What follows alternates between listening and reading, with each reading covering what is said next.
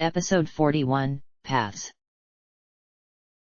Biting off more than you can chew is just what I'm afraid of. So, was that how you beat Diaz and Gorgon? By hugging them to death? Psycho Shy drawled as we trotted east along the highway towards Megamart. Despite being out of the woods, so to speak, Scotch Tape was looking at several days' recovery with regular infusions of healing spells from Lacunai. After a few hours P-21's body had begun to shake, and we were out of Med-X. We had left him behind at the medical center, enjoying my selection of memory orbs in the recollector while we got some more chems for him. At least, I hoped he was. It was hard to tell with him just lying there. The trip to Megamart would also be a good distraction. While my hide knit back together, it felt like I had little bugs scrambling under my grafts, but the rule for recovery was do not scratch. Something like that, I replied, looking over at the adolescent Rampage. There might have been heavy machinery and explosives involved too. It was early morning. So early that I could see stabs of actual sunlight in the gaps between the mountains to the east. So where did you two go last night? Boo gave a little snort and yawn. She hadn't been happy about being awake at this hour, but I hadn't been able to convince her that she could stay with Glory. Up on the roof, Rampage said, looking at the yellow Pegasus as she clicked along on the power hooves. Some pony needed a hug. You little striped cunt! Psycho Shy snapped and dove at her, streaking past my nose. My magic wasn't nearly enough to stop a speeding Pegasus, but that was what fingers were for. She jerked to a halt, going yeep as I slid a few feet.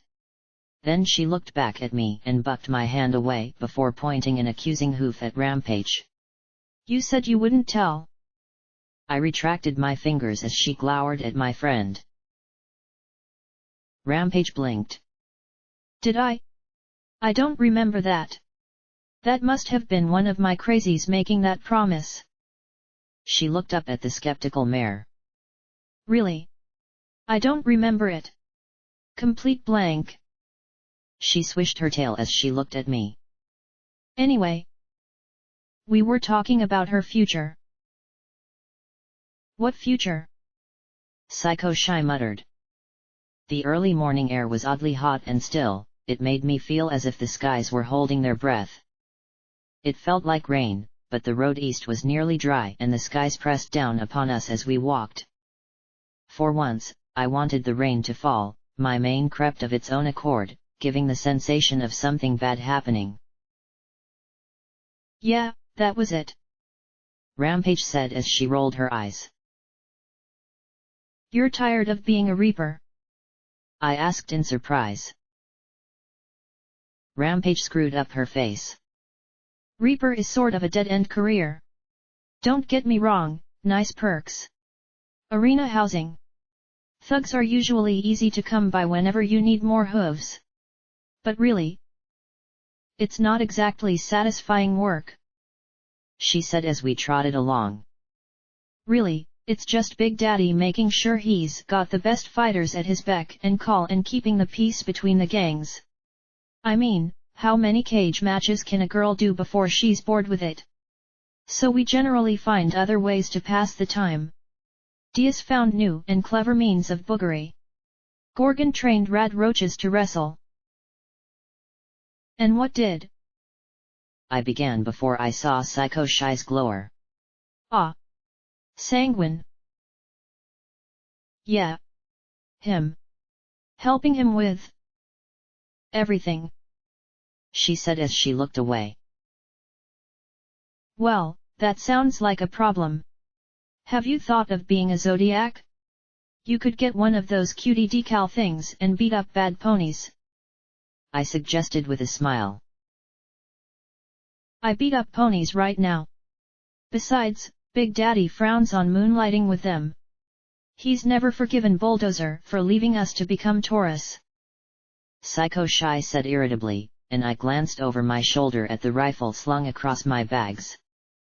But then, he was a Highlander, and they've always been a bit funny. I thought the word was inbred, Rampage snorted. Boo tried to eat a mouthful of dead grass, made an icky face, and spat it out.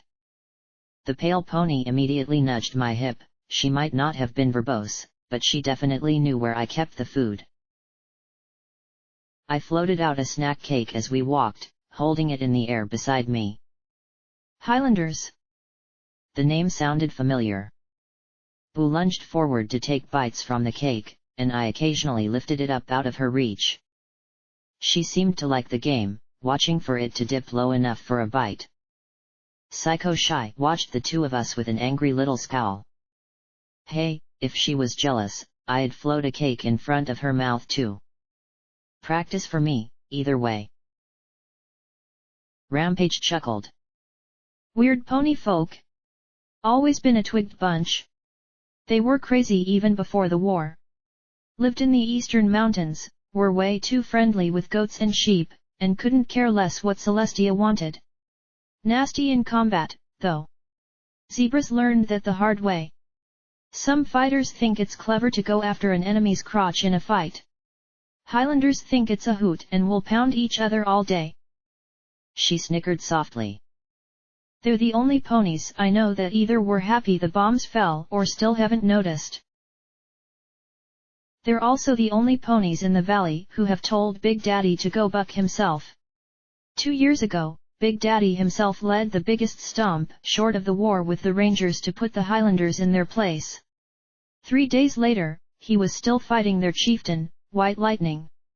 Nearly killed each other. Psycho Shy marveled, shaking her head. Hardest damn fight of my life. Great fun. So who won? I asked with a grin.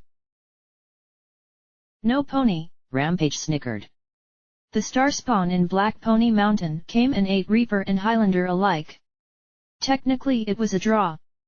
Still, White Lightning called Big Daddy the toughest damn son of a mule that ever walked the wasteland. That's high praise, coming from her. And the Highlanders have a spot in the arena and fought the Rangers, so I guess they're a part of the Reapers. Till they get drunk, bored, horny, or distracted by something shiny, Psycho Shy said dryly.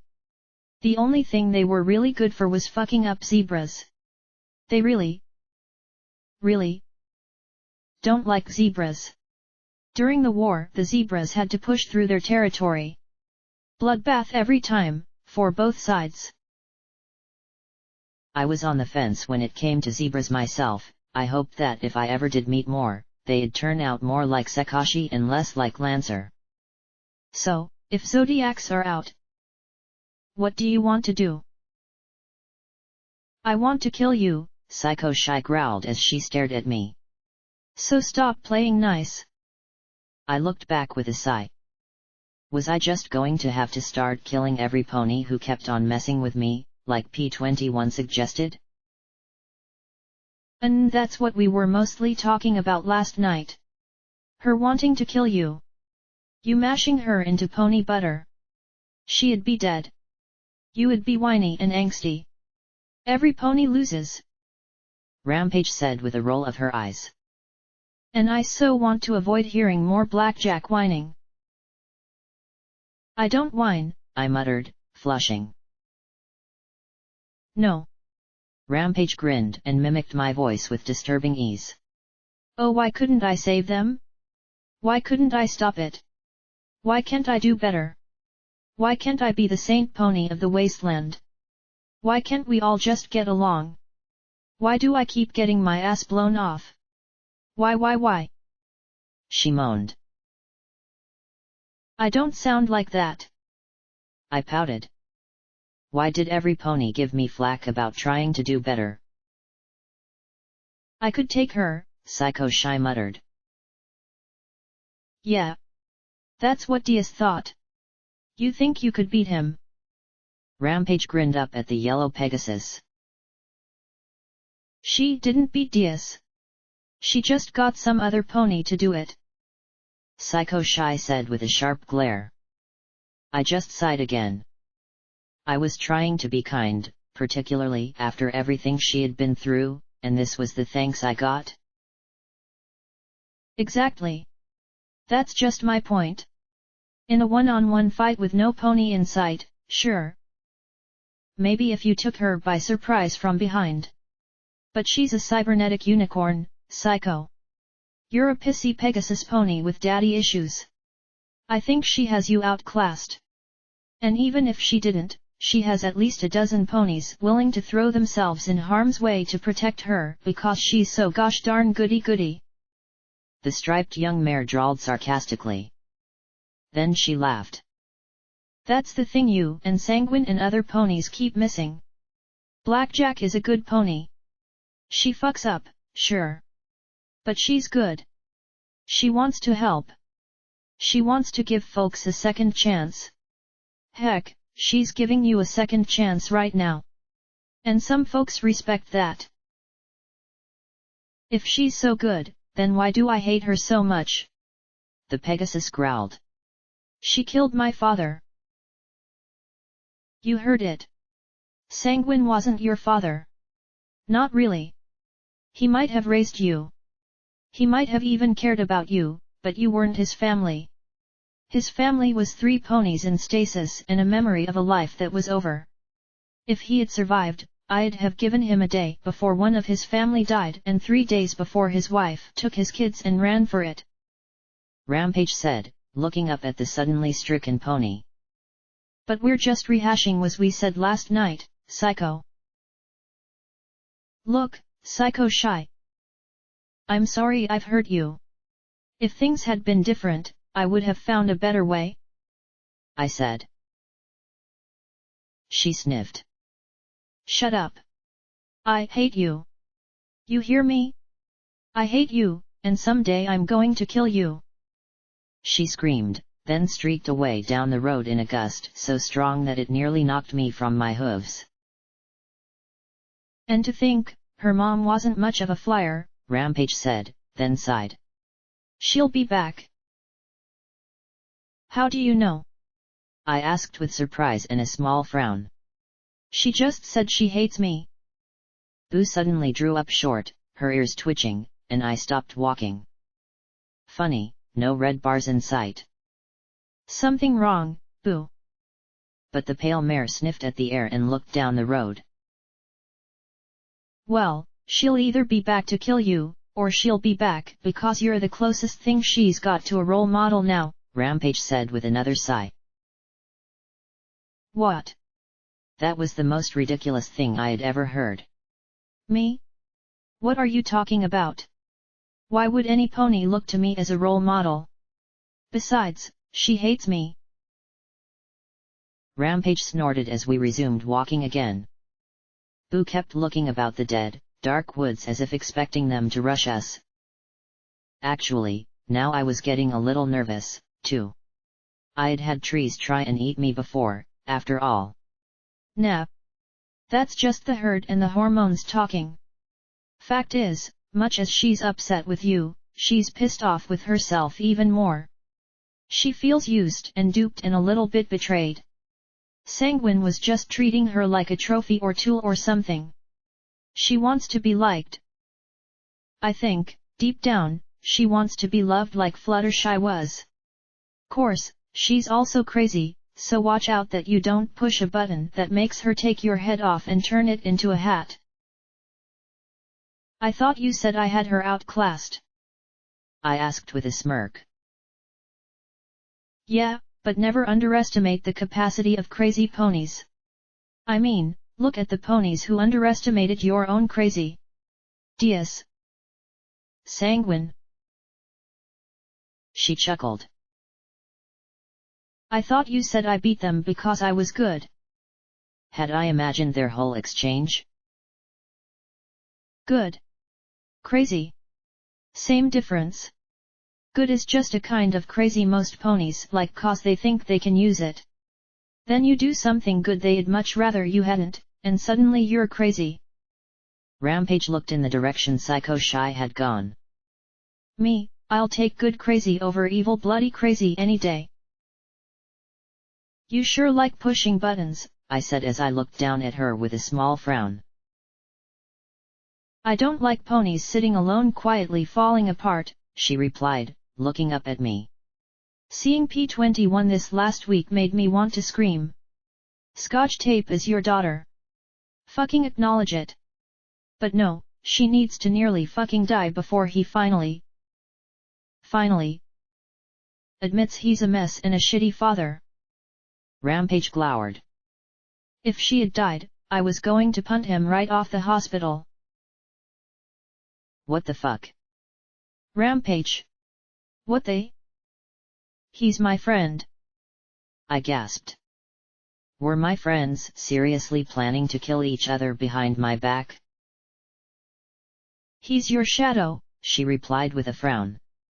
He's too weak to live on his own, and if he was strong enough, I think he'd be a bigger monster than Diaz without you around. You've been keeping him alive since '99. If he doesn't like the fact he's a father, then he needs to face it, not hide from it. There's enough shitty fathers that the world doesn't need more. We trotted along past one of the massive Mass Epps towers. I take it Psycho's not the only one with daddy issues. Now who's pushing buttons? She countered, then sighed. I don't remember my mother or father, Blackjack. Maybe one of the other ponies inside me does. All I think of when I think of the word father is an empty feeling and an urge to kick something. I looked down the road and froze as I spotted a cluster of blue bars ahead. Then, suddenly, they flashed bright red. Whoa whoa whoa! What's going on? From up ahead came a gunshot, then several gunshots. The lone remaining blue bar wobbled a little, and I spotted Psycho Shy flying back. Angry shouts filled the night air. What did you do? I thought every dem pony loves you. She yelled, looking at a bloody bullet wound in her rear left leg. You have kept up with just how many ponies have tried to kill me, haven't you? I pulled off the gauze around my neck and shoulders with my horn and wrapped it around her bleeding leg. I had no clue how sanitary it was, but none of us had healing potions and I didn't want her to leave a blood trail. What did you say to them? I said, make way for the mighty security pony, and they freaked out. I saw the pinpricks of torches and flashlights in the distance. If you're so good, why does every pony want to shoot you? You tell me, I asked, looking around. Ironshot R&D was north of here. Or the weather station. On the other hoof, there was a red tunnel in the MASEBS buildings. At least, I had gone right by a door marked with the tower's name in my madcap dash. If the worst came to the worst. The tower. Hurry! I said as we raced off the road to the south. Funny, last time I had been here I hadn't appreciated just how big it was on top of its hill. Psycho Shy flew sideways in front of me. Why are we running? I mean, even 4-1 we should be able to mop the floor with them. We can even make a game of it. Because I don't kill ponies if I can help it, I replied as I looked around for the door. Now, getting in might be a catch without P21 to work his magic. I saw the lights milling about in indecision. I didn't want to wait to find out which way they were going. They were close enough for EFS. They're trying to kill you, Blackjack. Doesn't that sort of give you carte blanche to tap dance on their heads? Psycho Shy said in the tones of trying to explain the obvious to an idiot. We reached the landing where weeks ago I had smashed off Rose's horn trying to free some slaves, one of whom had later raped her. Really, if I could go back to when I left the stable and tell my old self about the things I had done, I don't think I would believe it. The broadcast tower loomed overhead, disappearing into the night gloom. I don't care. I don't want to kill ponies if I can help it. No good comes from dead ponies. That includes you. I said sharply, finding the door and the terminal beside it. Okay. Terminals. Terminals. What were some of P21's tricks for terminals? Terminals 101. Oh poop. I looked at the screen and its selection of 12 possible passwords, all 10 characters long, gritted my teeth, closed my eyes, and stretched out my hoof.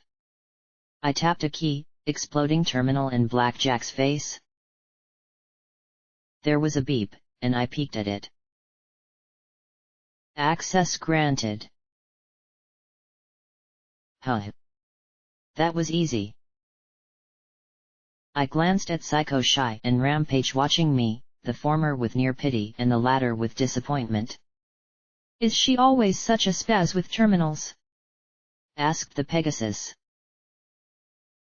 You should see her with elevators, Rampage replied as the door clicked open and the pair entered. You know, given the past month, I think I'm a little bit justified in my paranoia, I said after them. I slipped in, made sure Boo was inside with me, and pulled the door closed, muttering, I am not a spaz. I knelt and held Boo's shoulders. I'm not a spaz, am I, Boo? The pale pony gave a carroty-filling scented belch and then smiled at me. I'll take that as a no, I said with a grin as I rubbed her ears.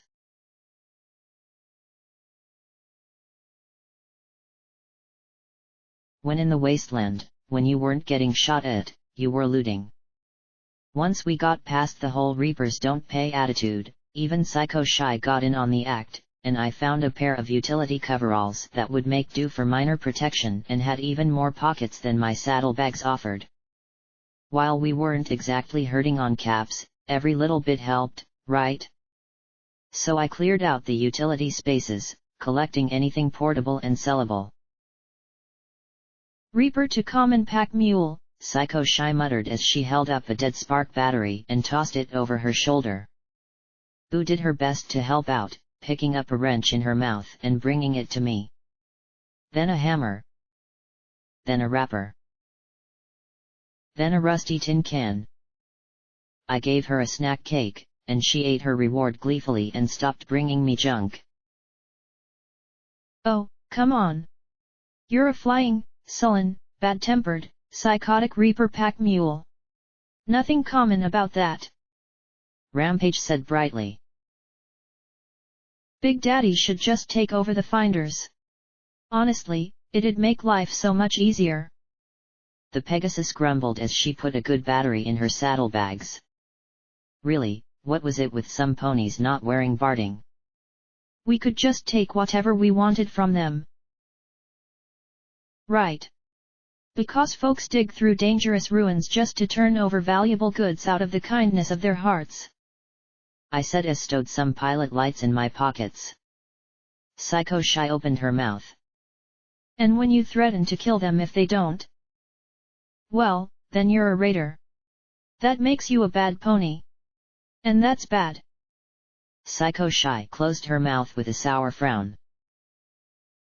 Would still be a lot simpler, she muttered. You have to understand that Blackjack wasn't in a gang, Psycho. She had her own weird, twisted upbringing in a stable where they beat males and did whatever their boss said. Rampage said as she trotted over. How's that so different? Psycho Shy asked in confusion. Their boss wasn't the biggest or the strongest pony in the stable, or even the smartest. They followed her because she was the daughter of the previous boss. Who was the daughter of the previous boss? And so on. Even though she was nuttier than you. Rampage said, and I huffed, my ears burning. Really, it hadn't been that bad. Okay, maybe it had. But still, it was better than just taking whatever you wanted. Are you serious? That's crazy. Psycho Shy said, then pointed her hoof at me. You're crazy. You seriously let her tell you what to do because her mother was boss and her grandmother was boss? None of you were looking around going maybe we should stomp this cunt and put someone who has a clue in charge or something. We tried it once and almost killed every pony. Even then, we were getting around to it again. I replied defensively, turning on her. It's just. In the stable, we were told that everything outside was death. We had to play our roles and do what we were told. We shared almost everything because the consequence of fighting was that we might break the stable. We couldn't do that. The stable was our whole world, and we knew that if something broke or went wrong, then every pony was dead. Looks like you were right, Rampage replied, looking up at me. Something went wrong and every pony died. So if the gangs are still alive and your stable's dead, then who has the better philosophy? I frowned. Why was she asking me? Smart ponies were supposed to answer questions like this. I was just a security pony. We do, I defended. Even if it failed, the stable lasted 2 centuries, longer than any gang. And life was better than out here. At least, for mares, it was. I'm not saying it was perfect. I'm not saying there weren't things wrong even before Diaz broke in. I'm just saying that ponies working together is better than ponies killing, taking, and ruling over others. In the end, that was exactly how the stable fell apart. Both of them looked skeptical, but I supposed that that was the best I was going to get. I noticed some stairs heading up. Hey! I want to check something upstairs while we're here, I said, nodding towards them. DJ Pawn 3 said that the towers in Hoofington were blind. I want to see if we can find out why. You know DJ Pawn 3? Psycho Shy said skeptically as we made our way up to the Mass Ev's broadcast room.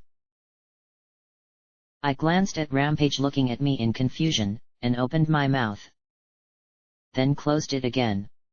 Rampage just knew Homage as a nice 10-pony unicorn who threw us a dinner party. Well, we've met his personal assistant, Homage. That's kinda like knowing DJ Pawn 3. Psycho Shy snorted and rolled her eyes. Meh. Homage was cooler than DJ Pawn 3 anyway. Inside the broadcast room was the familiar layout of terminals and monitors. On one, I saw a dozen or so ponies making their way further south towards Riverside, carrying a banner marked with the Black Towers. Another showed several small burned-out encampments. Megamart was in one, and a massive hole gaped right over where Gun used to sit. I could barely make out Chapel in one screen. It looked dimmer and smaller without its little white church, but there was no missing the white dots of the graveyard all over the hillside. Oddly, though, more than half of the screens weren't pointed at the ground but at the clouds. In the middle of the floor, in front of the controls, was something that didn't belong here. A terminal like the ones I had seen Lighthooves using. This terminal, though, bore a slightly different logo. I reached out a hoof and watched as it melted around my limb. I swept my hoof back and forth several times, and each time it just pulled back to its original form. Whoa! Rampage gasped. Boo tried to pick up one of the cloud cables in her mouth. Or she was trying to eat it. Either way, it didn't work, and she stuck out her tongue and backed away, definitely not liking cloud technology any more than the rest of us. Freaky, Psycho Shy agreed. What is it? An Enclave Cloud Terminal. Only Pegasi can touch it. No idea what it's doing here, though. I tried pressing the keys with my magic, but that too had no effect. I have no idea how we're going to shut it down. No idea? I thought you were supposed to be a Reaper now. Psycho Shy snorted as she flew over the terminal. We smash it. No, wait. I yelled, wanting Glory or P21 to have a look at it. Unfortunately, Psycho Shy wasn't exactly a waiting kind of pony. She brought her rear hooves down, and there was a low boom of thunder and crackle of lightning as glowing rainbow-colored circuits and wires disintegrated in a cloud of evaporating color and flickering light. The terminal rolled away in a carpet of mist, snaking along the cables where they connected to the broadcast controls. Well, you have to admit, There are some things Psycho Shy excels at, Rampage said, and the Pegasus beamed. I had to add getting on my nerves to the list. I looked at the broadcast controls and tapped them a few times. At least I could tell Homage what I had found. The studio lit up, and for a moment I thought it was empty. There was the microphone. The controls. But no Homage. Well, it wasn't like she was there all the time, right? I didn't know of any way I could leave a message. Maybe I could write a note and tape it to the wall? Write it on a billboard? Something. Then I heard the soft sob over the speakers. I looked around and saw a knob marked volume and slowly turned it up. The sound of crying increased. Homage? I asked, then looked around at the controls. I spotted the Send to Linked Station button and pressed it. Homage? Then from below the studio control console rose the pale unicorn. She was a mess, a complete and total mess. Her eyes stared at the screen in a heartbroken gaze. Blackjack? She asked thickly. There was only one reason she should look like that, something bad had happened to little Pip. There was bad. And there was bad. I looked back at the pair of Reapers. I need some privacy, please. Right now. Boo blinked at me, tilting her head. Well. Except for Boo. I doubted she'd tell any pony Homage a secret. Why does that little freak get to stay while I have to go? If she stays, I stay. I don't. Psycho Shy began when Rampage bit her tail and dragged her out like a fluttering kite. Hey! Let go! You're not the boss of me. I closed the door behind them. I took a deep breath, remembering the serious little unicorn with the weight of the world on her shoulders. Please, don't be dead, little Pip. What happened to little Pip, Homage? She clenched her eyes shut, gritting her teeth as if she couldn't bear to spit it out. Oh, Blackjack. She hung her head. I think. I'm afraid. I think little Pip has. She's done something terrible. I tried to think of what Glory would do. Of what Lakunai would do. Heck, what little Pip would do. Just take a deep breath, Homage. What happened? It took Homage a few seconds to pull herself together. I got reports of an attack on the Steel Ranger base on the Buckland Cross. I was keeping an eye out for trouble, with all the fighting between the Steel Rangers and Applejack's Rangers. That's when I saw this. She touched some keys, and one of the screens next to me swapped from clouds to a huge segment of rusty suspension bridge still hanging from its tower in the middle of a river. The camera zoomed in, and I immediately saw little Pip in her thrashed utility barding. Wow, she really needed a replacement. There was Calamity and Velvet. I thought I saw another, but I couldn't be sure from this distance. There were a number of ponies pointing a lot of firepower at her. Then suddenly every pony was shooting. The Rangers had clear numbers on their side, but in 5 minutes they were decimated. 2 actually leapt into the water to get away. I had no idea if or how long they'd survive after a fall like that. And just like that, the shooting was done. Little Pip had completely cleaned out the Steel Ranger base. I saw Calamity picking through one of the buildings as little Pip sat there being comforted by Velvet Remedy. Okay. Well. Something must have happened. Some pony shot and little Pip defended herself. She wouldn't just take over a ranger base like that without good reason. I said as I looked at Homage. Wouldn't she? The Steel Rangers attacked her home. They attacked Stable 29, where the Applejack's Rangers have been gathering. Maybe she thought that they were loyalists and were fair game. Homage said, sniffing as she rubbed her eyes. The only report I've gotten on that attack was a distress call they sent out, saying that Little Pip demanded a water talisman. Then it was shooting and screaming. I'm trying to get some sort of something to explain what she did. There had to be a reason, Homage. She wouldn't just turn Reaper on ponies, even enemies. I hadn't seen a lot of power armor or the like in that fight. Had some pony pulled a trigger by accident? Or had Little Pip decided to cut to the chase? I know. I'm looking for one. I'm looking so hard for one. Homage said, pulling herself together as she typed more keys. But as bad as that was, it was nothing. Nothing compared to this. The screen changed. The view slowly panned across a village, then zoomed in. There was the Sky Bandit parked beside some buildings. I could imagine Homage, frowning in worry as she worked the controls and watched Little Pip from afar for trouble or for some explanation for the attack. Who had shot first? Was Little Pip okay? There were 2 windows in the quick care building the camera was focused on. I could see 2 older ponies and a younger mare around a table. It was hard to make out specifics past that. Then there was Little Pip in the window facing the other 3. I hadn't known Little Pip long or well. She was a good pony. Serious, but true to making the wasteland a better place. The Little Pip I saw now was not that mare.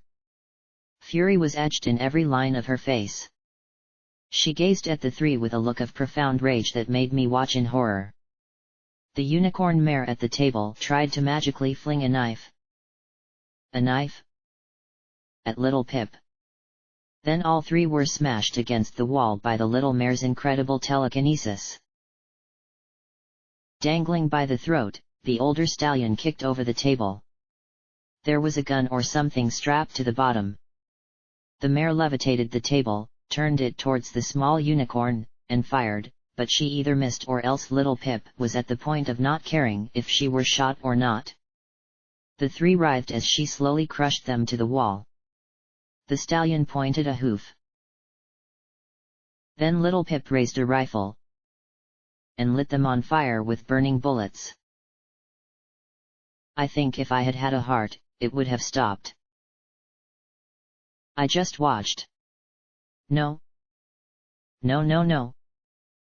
She turned and walked out, leaving the crushed and burning ponies behind her as she strode into the night like she was bringing all of hell with her.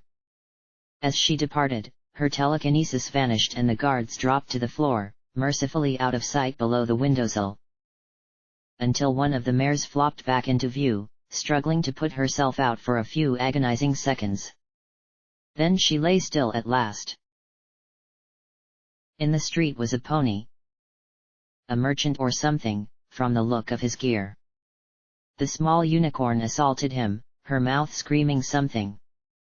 Then he immediately swayed and started vomiting.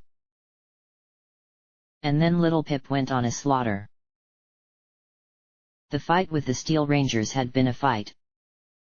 Albeit a short and terrible one. This wasn't. This was butchery, plain and simple. Only the young were spared, shielded by velvet remedy as all who tried to face Little Pip were torn to pieces by flaming bullets. I only had slightly inebriated knowledge of Little Pip in battle. Was this how she usually fought? I couldn't tear my eyes away from the screen. Finally, the image blacked out. I looked at the stricken Homage and wished there was a way to hug her through the screen. When? I asked when I regained the ability to speak. Just a few hours ago, she said with a sniff. I can't bear to look back again. Why would she do that? Why would any pony do that? I could think of a few reasons, but they all applied to ponies more like Psycho Shy than Little Pip. I felt cold inside. Cold and still and dead. I don't know. I can't. Mind control? Blackmail? Maybe she was drugged out of her skull on stampede? Something had to have made her do that. I couldn't shake the image of her crushing those ponies to the wall. They had been helpless. Utterly helpless. And she had burned them. I don't think I want to know. I can't tell people what she just did. I can't. Homage said as she shook her head. I don't want to know the truth. I don't want to imagine a chance that she... Blackjack, she killed every pony. It was just a village. It had been there forever, never bothering any pony. I couldn't blame her. Homage. You have to know. You have to find out, and you need to be the honest voice. Find out why she did this. There has to be a reason. You know that. Find it. And make sure every pony else knows, too. It would be better than sitting there getting twisted up in knots. Homage rubbed her eyes as she stared at me. And what if? What if I find out she has broken? You know what? I replied. For a moment she looked at me, stricken as a tear crawled down her cheek. Then she sniffed and nodded once. Tell the truth. No matter how bad it hurts, she answered, clenching her eyes shut and nodding her head. You're right. I need to make sure folks know. So they can take care if she has. I nodded and stared at her. And Homage. If you find out, if she really has broken, I'll go find the stable dweller, and together we'll bring her back to you and not let her go till this is made right again. Okay? I promise you that. For some reason she looked at me oddly, then broke into a sad smile and laughed softly. Good one, Blackjack. I think I needed that. She rubbed her eyes as I blinked at her. Huh? I'll take care of that in a bit. Need to make sure folks don't wonder why DJ Pong 3's been crying his eyes out. She sniffed and looked at her controls. You got Mass EBS 13 working? What happened? Then she looked more concerned as she looked at me. And? What happened to your face? Ugh. Long and ugly story. I'll share it with you some other time, I said as I looked away. Funny, mentioning the gauze suddenly tripled its itchiness factor. As for the tower, there was an enclave terminal wired into the controls. I don't know what it was doing, I said as I glanced behind me. The featherhead I'm with smashed it to pieces. Enclave. She blinked in confusion, clearly glad to have something to focus on besides what little Pip had done. The Pegasi? Why would they? She sighed and frowned, shaking her head. Too many mysteries. Welcome to Blackjackville, Homage, population 2. Still, I'll have to look into it. After I find out what happened in Arbu. I've lost contact with 4 more towers near the Everfree and 2 more in the southeast. All far from any pony who would be interested in them. Who would be interested in the towers? I asked with a frown. I don't know. Red-eye, or just high-aiming scavengers, I suppose. Homage said, finally composed. She took a deep breath and gave a wan smile. Okay. I have a broadcast to do. Oh. She blinked. Helping Hoof wanted me to tell you something about that wired-up ring you found. I straightened, leaning forward as she lifted a sheet of paper. He said there wasn't any change in the healing potions. I deflated a little. Until Mrs. Ivy had a heart attack. She was brought to the clinic, but he wasn't able to save her. Afterwards though, he checked on the potions. He said there was a slight decrease in their potency. He also heard something. A note. Like a scream. I asked, and Homage blinked and looked at the paper, then nodded. Sounds like there's big stuff happening everywhere, Homage said as her ears folded. All I can do is sit here. She trailed off. I knew that getting sucked onto the mattress look, and I was seeing it on the face of way too many good ponies. And find out about little Pip. Right? No matter how bad it hurts. She sighed and nodded, now looking at me firmly. Take care of yourself, Homage. And let me know about little Pip. And make sure the stable dweller knows too. She might want to help. Homage gave me the oddest look again. Ah. Yeah. Blackjack. I smiled warmly at her as I leaned forward, putting my hooves on the console. Yes, Homage. Little Pip is th. And then her lips moved silently before me. I blinked, then looked at my hoof resting on a button marked mute on the console. I looked up and saw her lips moving. I tapped the button, but the damn thing was stuck. I frowned and tapped it repeatedly and looked up with a slightly tense smile. Please let me not have broken one of her MAS towers.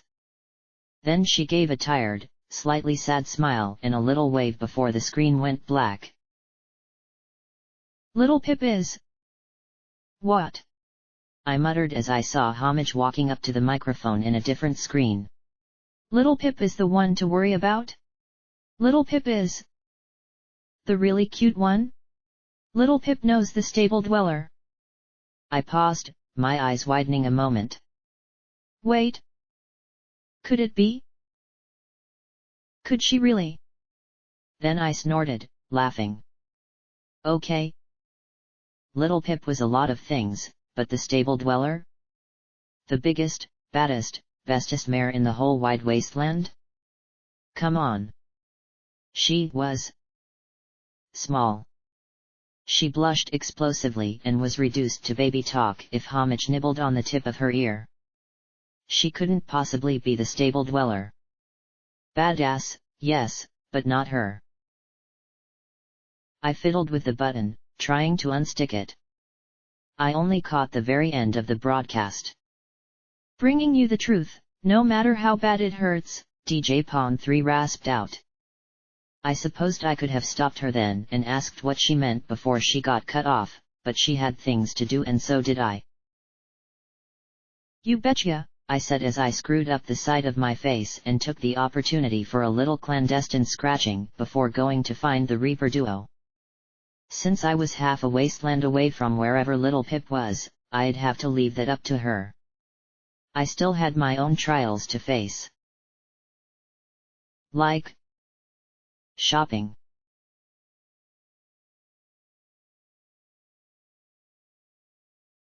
Wow. I really would have expected this place to be a lot deader.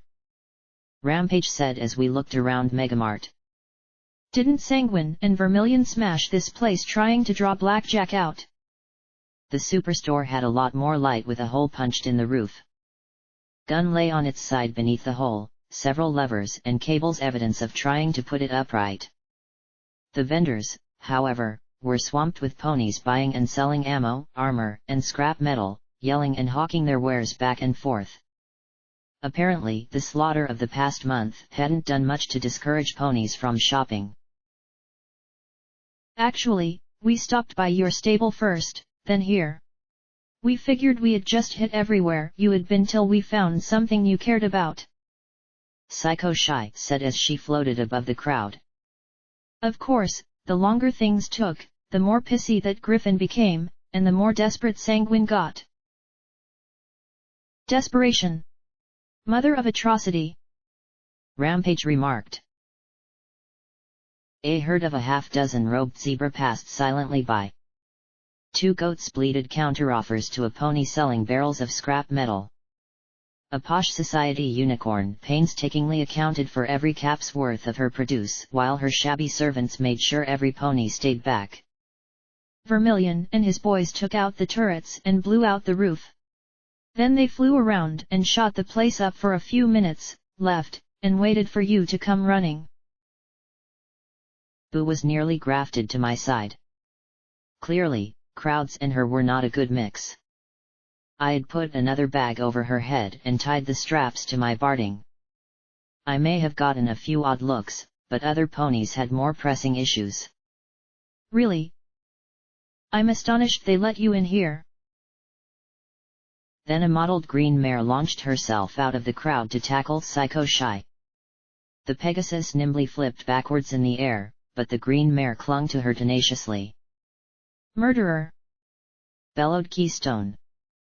The shoppers in our immediate area backed away, but immediately there were bets being placed. 50 caps on Psycho, Rampage said, and then nudged me. Hey, Blackjack? Spot me 50 bottle caps. I didn't respond as I watched Psycho flip upside down and somehow slam the other mare back into the ground with a crash. Keystone still didn't let go though, and they rolled back and forth.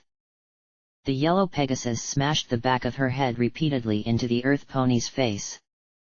Keystone bit on Psycho Shy's ear, drawing blood as the Reaper thrashed. I was sure that, any second, Psycho Shy's ear was going to tear completely off. Enough! Yelled a familiar voice, and the crowd parted to admit Bottle Cap.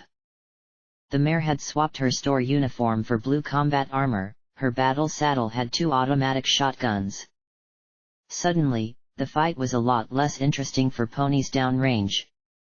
More security ponies came out of the woodwork. Still the pair continued to struggle. So Bottle Cap shot them. I very nearly had duty and sacrifice out before I had 3 sets of guns on me. I froze, partly out of survival instinct and partly because the rapid-fire barking hadn't reduced the pair to bloody sludge. Instead the two parted, shielding their bodies as well as they could. Small cloth beanbags lay scattered around them as they yelped and curled up. I returned the revolvers to my holsters. What's the big idea? Psycho Shy bawled as she pointed at the limping green mare rising to her hooves. Even in combat armor, I bet those bags had to sting. She assaults me and now you shoot me? I thought this was a place of business, she said as she pulled herself to her hooves. Remember when you attacked us? We do. Bottle Cap replied. You and that ghoul you were with. I lost 3 good employees and one hell of a piece of equipment in your attack. Why shouldn't I switch to flechettes? She was a mercenary, I blurted, drawing a surprised look from the yellow mare. Sanguine hired her. She's got caps to spend. I gave a slack smile. Business. Trade saving the wasteland. All that. Clearly, both were stunned by my defense of Psycho Shy. Bottle Cap recovered first. Blackjack. Glory was able to save you after all. She stared into my eyes for a moment, then shivered and looked away. Her gaze returned to the yellow Pegasus. Are you saying she's with you?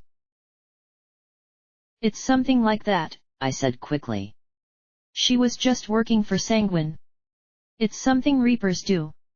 You wouldn't hold that against her. Not when she has caps to trade. Bottle Cap pressed her lips together as she glowered at the Pegasus. Fine. She can stay and pay like every pony else. But... You mean I got to pay? Psycho Shy scoffed. Reapers don't pay. The sudden cocking of several automatic shotguns gave a pretty convincing counter-argument. Bottle Cap smirked with evident satisfaction. Yeah. You do. New times. I can't count on Big Daddy to keep trouble in line, so now you get to pay the same as every pony else. Don't like it? Leave. Bottle Cap replied sharply. I smiled, shaking my head, and received a sharp look. Something funny? Hey, I pay my bills, I replied, lifting my hooves. Just had a talk about the morality of thug economics on our way here. That's all. She relaxed a bit at that and even smiled. Well, there goes the neighborhood, Rampage sighed. Steel Ranger toys getting blown up. Reapers actually having to pay. What's next? Enclave actually doing something productive? Alicorns with personality?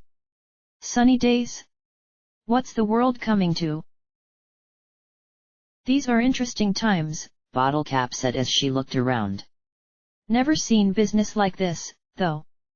You would think the attack would have put ponies off, but we've got more folks coming in all the time. Those harbingers are swapping loads of fresh armaments and old food stores for information and followers. And yesterday we got a boat from Zanzibar landing at the boardwalk. Harbingers? I said with a frown. Oh yeah. You've got to have seen them around. Green banners with black towers? Huffington rises. They say that soon the city's going to open up and start a new age. They've found so much stuff that folks are saying there's got to be something to it. She looked at Psycho Shy and Keystone. Let her shop. If she starts anything, turn her into a pincushion. The mottled green mare nodded once. Bottle Cap looked at Rampage. Am I going to have to worry about you too? I'm just shopping. Was thinking of picking up a few value packs of Mintalls and Med-X. Is there a sale going on? She asked with a smile. Bottle Cap looked at her a little bit longer, then nodded her head in the direction of the clinic. The young Reaper saluted and trotted away with an angry, confused Psycho Shy. Bottle Cap looked at Boo quizzically, but then shook her head and gestured for me to move to the side towards her office. Once we were out of the noise, I took the bag off and she blinked and shook her head. Do I want to know? Bottle Cap asked as Boo started to explore the office. Probably not, I replied. You know that cult is looking for you, right? The yellow mare said as she looked at me in concern. Yup, it's Diaz and the bounty hunters all over again, I replied with a sigh. I watched Boo wander into the office bathroom. Good. She was finally figuring out where to do her business. Bottle Cap looked nervous, glancing over her shoulder. It's a lot worse than that. Diaz bounty hunters were generally poor and poorly armed. The biggest threat to you was Diaz himself. These cultists, though, are coming up with ordnance I've rarely seen before.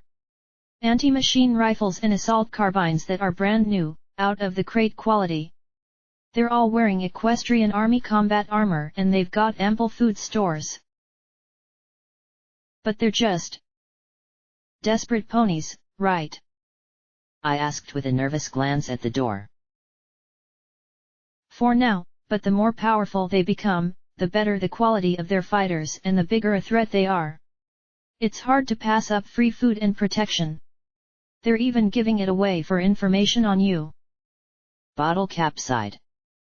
They haven't actually gotten smart enough to verify the info yet. I mean, every pony knows they'll turn over ridiculous amounts of goods for a rumor you're out east or west or somewhere between. Bottle Cap said before she chewed her lip. Or else they've got so much they can just throw it all away for the smallest rumor. Yick, I sure didn't like that possibility. How many? Do they have a leader? Dozens, at least. They're following some pony called the Prophet. No clue who that actually is. They're all broken up into cells. They're absorbing a lot of the newcomers to the city. But there's a massive creepy vibe to them. Most of them give food and care, but others are really well armed and looking for you. They call themselves Seekers. They want your pip-buck big time. Doesn't matter.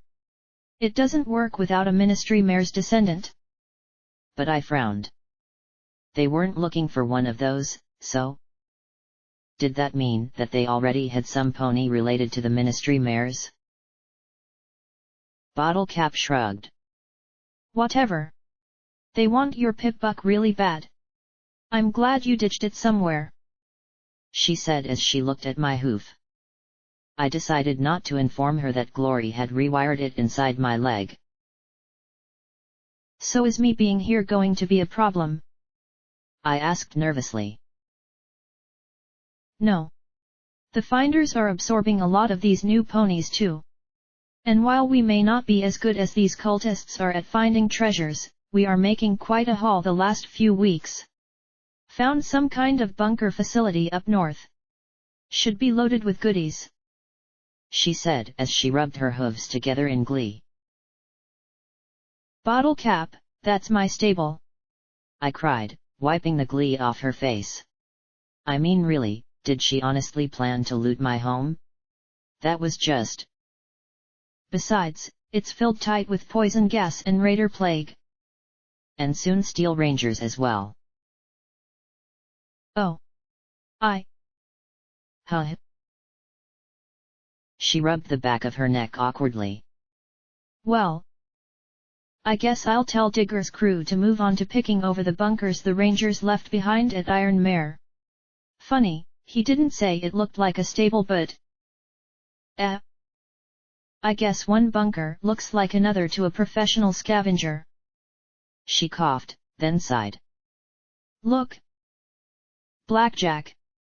Could I ask you a favor? I arched a brow. Sure. Asking is always free. The finders really need Paradise Mall back, she said as she looked at a city map on the wall. A big red circle had been drawn on the east side. You got the Eggheads, Scrapyard, Rocket Town, Meat Locker, and now even the Enclave out east, and we have zero presence there since Usuri lost them all to Red Eye's forces. Most of his troops are going back to the Everfree region, but there are some still holding onto the mall and Keeper really needs them beaten back. They're being commanded by a griffin named Vermilion. I've met him, I said absently, looking at the map as I rubbed my right temple. My head was running slipshod through memories of that night, my meeting with Usuri, and where I needed to go next. Well, I'll think about it. I have no problem helping the finders so long as you ban that whole slavery thing. My eyes danced over the east side of the map, drawn more and more to one section. Why was it so hard to focus? My eyes finally locked on a green X north of Paradise marked Meat Locker. It was drawn over a square labeled Huffington General Hospital. And just north of that? Hightower Jail. What do you know about this place? Hightower? Used to be a prison before the bombs fell. Don't let the name fool you, it's not a little jail, but a serious high-security prison. Today it's a huge feral ghoul nest. A balefire missile fell on it but malfunctioned. Instead of leveling the place, it just irradiated it. Or, heck, maybe that's what it was supposed to do. All the prisoners died slow. Most of the sane ghouls set up shop to the south in Meat Locker, the old city hospital before the Fluttershy Clinic was built in the reconstruction. You get a few ghouls that try to scavenge there but... She shrugged. Probably don't last too long, I replied. Well, I just have to get flown on top, and then I'll be on my way. There's got to be a way in from above, right? I said with a grin. One she didn't share. I groaned, folded my forelegs on the desk, and buried my face in them. What? What is it? Mutant cyber attack dogs? Ghoul ninja guards? Spectral gangsters? Well, the prison's been on lockdown for 2 centuries. There are beam turrets all over the roof and walls to prevent jailbreaks, plus sentry robots. They've got some sort of repair talisman thingy, so even if you disable them, they'll just fix themselves. It's the other reason why no pony scavenges there. You would have to break in and lift the lockdown to get anywhere. I looked at her for one long moment as my eyelid started to twitch before I waved my hoof at her, as if I could just ward away what she had just told me. No, I just broke into one death trap. There were killer trees and magic blue death weeds. It had flesh-stripping poison gas, and mutating gunk, and there was a robot. A giant killer robot with this rainbow beam cannon and this grenade launcher that hosed exploding death at me. No. I just want to fly to the top, go inside, and take it easy. She stared at me a moment, then gave a wan smile. Your life is so much more interesting than mine, Blackjack. Yeah. A life. And I'd like to keep it. I've lost one already. Are you honestly telling me I have to break into another place where everything is trying to kill me? No. I refuse. I protest. There is no way I can be expected to do this twice. No, wait. 3 times if I count the tunnels. 4 if I count 99. I groaned as I paced back and forth. Goddesses, what is it going to be this time? Am I going to lose the other half of me? Become Blackjack the Robo-Pony? Sakuritron? Am I going to become a cyber ghoul unicorn reaper? What the fuck? I cried as I threw my hooves in the air. And my friends? I almost lost Scotch tape the last time. And glory got turned into Rainbow Dash. Rainbow Dash! I said as I pointed at her. Rainbow Dash! She asked flatly, as if wondering whether I had completely lost it. It was fair to say I was rather close to listening to the dealer, tossing EC-1101 into the river, and trotting out west to help Little Pip or the stable dweller. Then we heard a wet gulping noise and both turned to see Boo with her head in the toilet bowl. Slowly, we looked back at each other, and I felt myself going red. What? I asked, gesturing at the pale pony with a hoof. How else is she supposed to get a drink? I should probably get back to the floor. I just wanted to warn you. Good luck. Bottle Cap said with a forced smile, then turned and trotted rapidly from the office. I groaned and buried my face in my crossed hooves on the desk. Again. I was going to have to break into an armored building of death. Again. Just to find out where EC-1101 was supposed to go. Boo trotted over and gave my uncovered cheek a toilet bowl fresh nuzzle. I sighed and muttered, "Thanks, Boo. Thanks a lot." And then I got to thinking of what I'd need.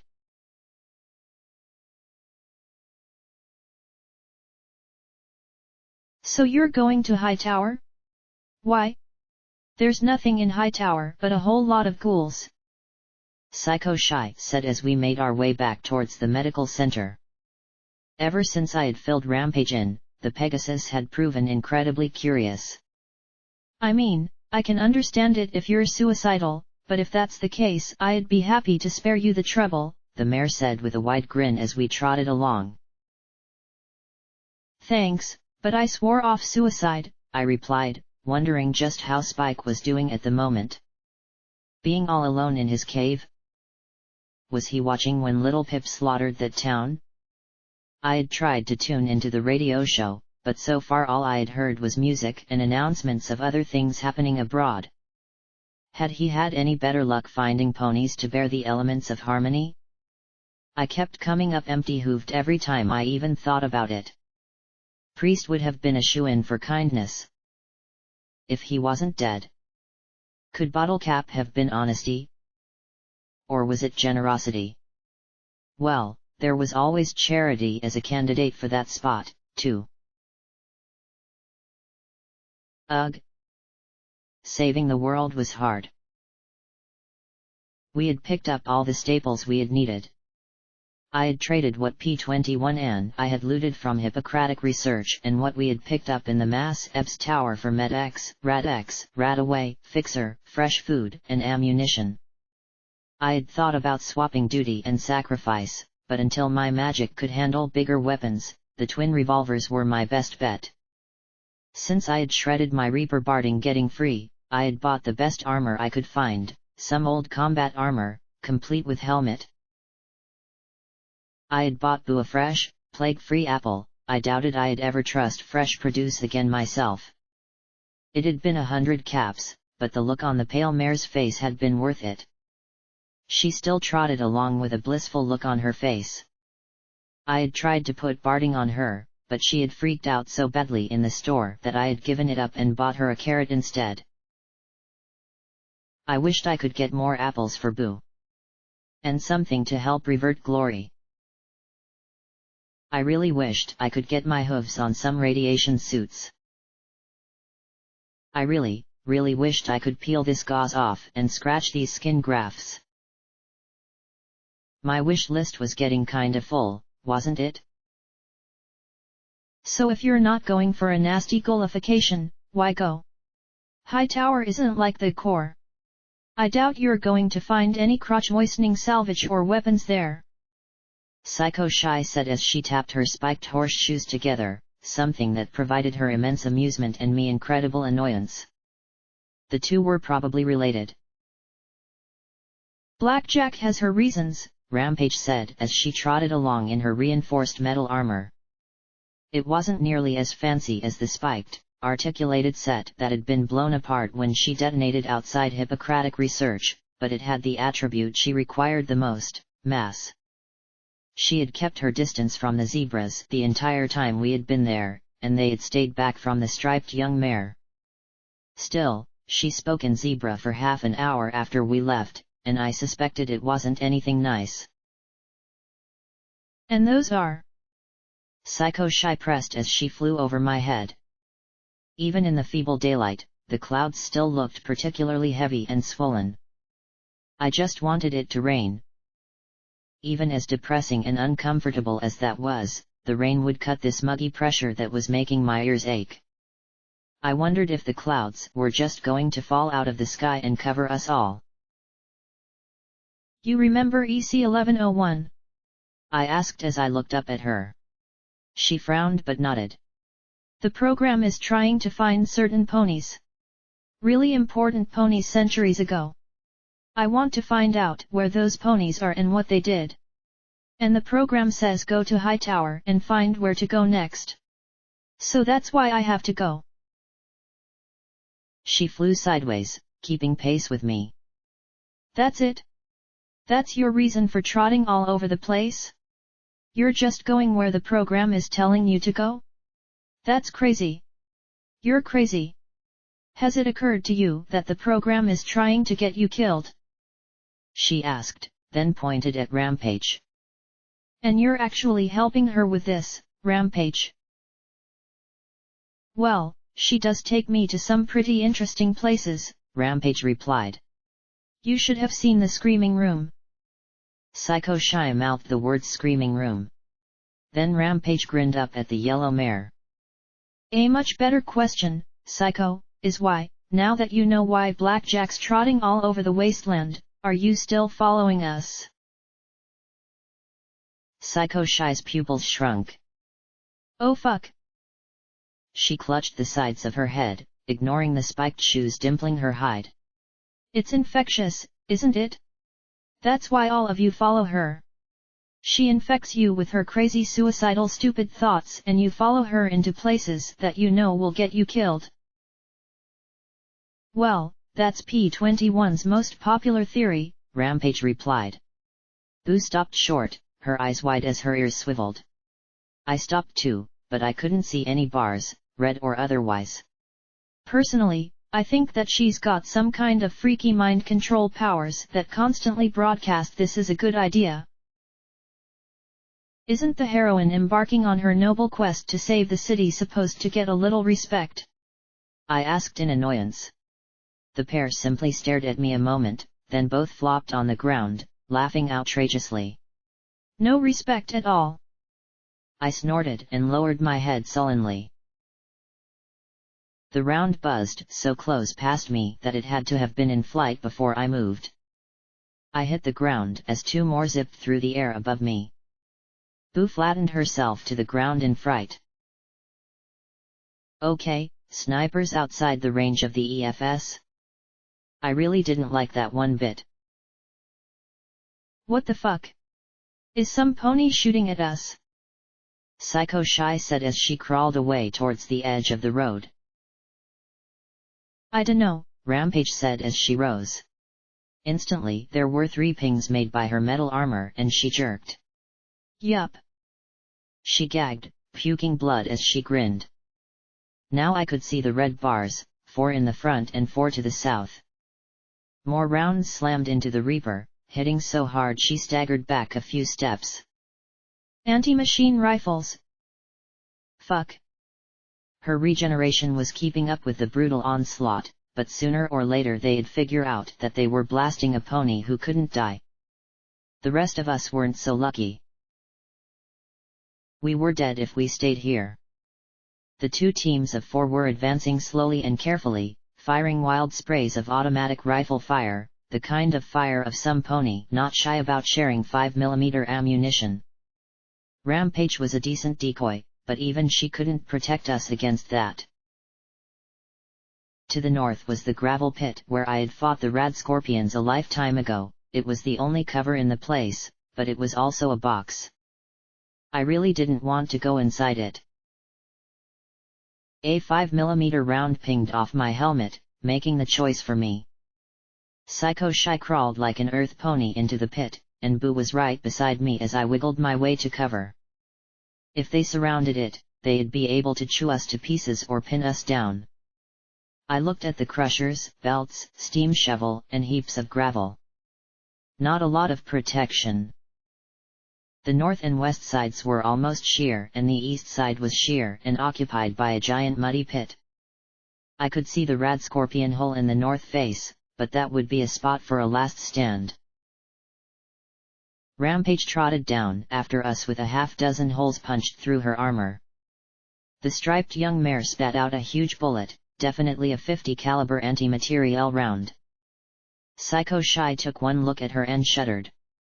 I swallowed. We didn't have very long. Okay. Here is what we need to do. They're after me. I'll put Boo somewhere safe and take cover in the cabin of the steam shovel and make sure they see me. Rampage, you take care of the ponies with the carbines. Psycho Shy, you take out the ponies with the AM rifles. They put holes in my brand new used armor, Rampage said, making a face. And I think I've got one of those bullets lodged in my spleen, so I'm in a real bad mood now. She looked at me, pulled out a strapped injector from her bags, and slapped it on her foreleg. Ragey goodness. And then she ran off with a laugh. You expect me to fight ponies armed with guns that shoot that? Psycho Shy asked, pointing at the glistening bullet Rampage had spat into the dirt. No, I expect you to wait till they're about to snipe my head and then attack them from behind. I replied flatly as I started for the steam shovel. I needed some place for Boo that was safe. I looked at the metal scoop and carefully lifted her into it. Stay, Boo. Stay. The pale mare blinked at me, and I gently pushed her back down out of sight. Oh, well that's different, Psycho Shy said, and then gave a nasty grin. What if I just let them take the shot? I looked at her. Are you telling me you're going to let some pony else kill me while you just hover there? The yellow Pegasus frowned as she thought about that, and I turned and clambered up into the steam shovel cabin. I looked down at Boo and tried to give her a comforting smile. It's crazy. Infectious freaking crazy. That's what it is. Psycho Shy grumbled as she snapped her wings and darted for the trees to the north. I had let the murderess take care of the details. I pulled out duty and sacrifice, telekinetically loaded them, and got ready. I had a few advantages. The back of the steam shovel pointed south, so any pony coming after me would need to circle around to get a clear shot. Rampage would deal with any in the pit. Psycho Shy would bag the snipers. All I had to do was survive. And hope my little mind game with the Pegasus paid off. My EFS saw the red bars moving closer and closer, but much too spread out. I popped out around the corner and spotted a mare moving down into the gravel pit, an earth pony in green camouflage combat armor. She had her eyes down, looking at her unstable footing. Then she raised her head, and I saw the green face of a mare not much older than Scotch tape. Her eyes met mine. She wasn't a killer. Just some mare who had put on the barding and the battle saddle, then strapped 2 carbines to it and came after my head. She stared right at me. I gave her at least 2 seconds as I raised the revolvers and sighted along the barrels. 2 seconds was an eternity she let slip by. Then I fired. The range was such that I seriously doubted I could kill her. Not this far away with revolvers. Then the 2 heavy rounds struck her cheekbones and her head vanished in a spray of red, green, and white. All that fancy armor and weaponry thudded to the ground in a heap. I stared at the smoking barrels and then at the heap lying at the base of the slope. "Sorry kid," I muttered. She had wanted me dead, I hadn't wanted the same. My shot had given away my position, and they started to strafe the steam shovel cab as I drew back. Every now and then, the rusted metal let out a resounding pong as the AM rifles took a shot, the bullets punching through the metal and peppering me with spall and other metal fragments. I just kept my eyes on the EFS. One drew close around the west side of the cab, and I stuck my hoof out and back in. 2 metallic booms sounded out, ringing the cab like a bell. I leaned out and looked down at the grey old buck. His jaws tightened on the bit, but he was too close. The rifle rounds sparked off the rusty metal around me. I pointed the pair of revolvers far more accurately. I didn't even need sats. Duty boomed and tore off the left side of his face. He fell to the ground, screaming. I felt a twinge beneath my bandages.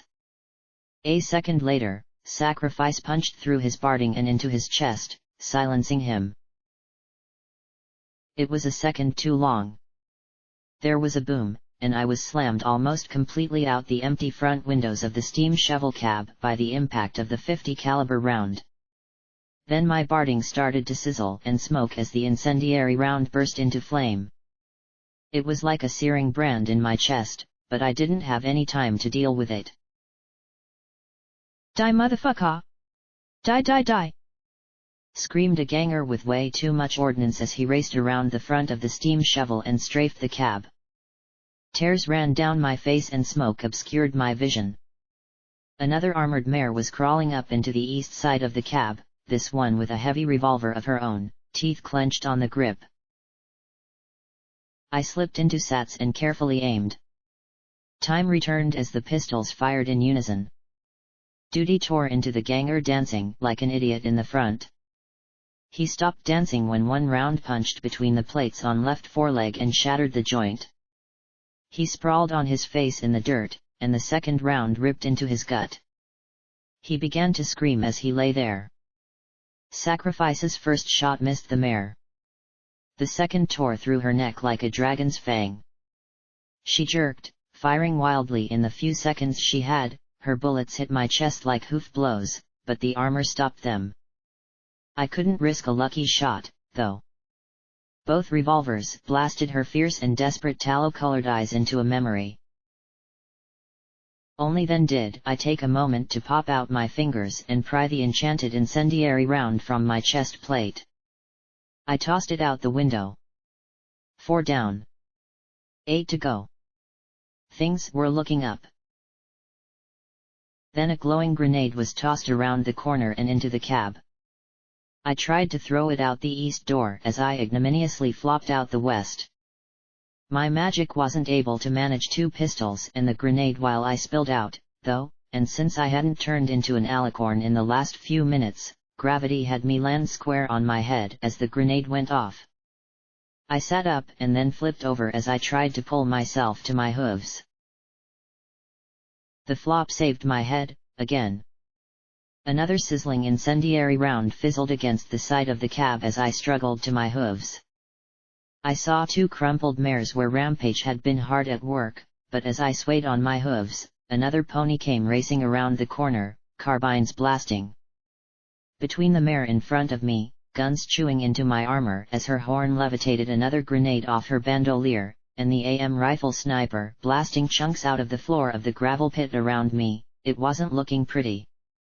I spotted Rampage far over on the south lip of the pit, smashing a seeker. Psycho Shy hovered over to the west, then dive-bombed into the trees. Only one thing to do. I charged into the carbine mare's fire, making the brownish-yellow unicorn's eyes widen in shock as I closed the distance. She dropped the grenade back onto her belt as she backpedaled and tried to keep the fire on me, while her magic drew 2 combat knives. I tried to fire, then cursed as the hammers landed on spent casings. 5 chambers. 5. Not 6. The mare's eyes widened in excitement as her carbines chewed into my armor. Until I flung both revolvers in her face. An earth pony wouldn't have moved, there was no way my horn could actually throw something hard enough to really injure her. But the brown mare flinched instinctively, jerking back and spraying above my bleeding neck. I sprang before she could recover and hugged her neck with my forelegs as the rest of my body swung beneath her. I yanked her down face to face, taking the momentary cover she offered from the sniper. There was a sharp grating as she tried to saw and cut her way through my legs, gripping her neck. She'd need something a lot more substantial than a combat knife for that, though. I stared into her eyes, and I felt an anger building inside me. Why? I asked as I stared into her white eyes. She grinned in anticipation. Why are trying to kill me? I have to. You have to die so Equestria can live. She yelled in my face. It's for Equestria's future. My future. A better tomorrow. Maybe it was what I had seen Little Pip do. Maybe it was the fact that I kept trying to help ponies who tried to kill me. It was probably the knife that had found a gap in my armor's side and was working its way between the ceramic plates. I was sick of being a good pony. You don't get a tomorrow. I shouted as I kicked out with all 4 legs, sending her flying as my horn glowed. She landed in a roll, clearly used to fighting, and tumbled even further away before rising to her hooves.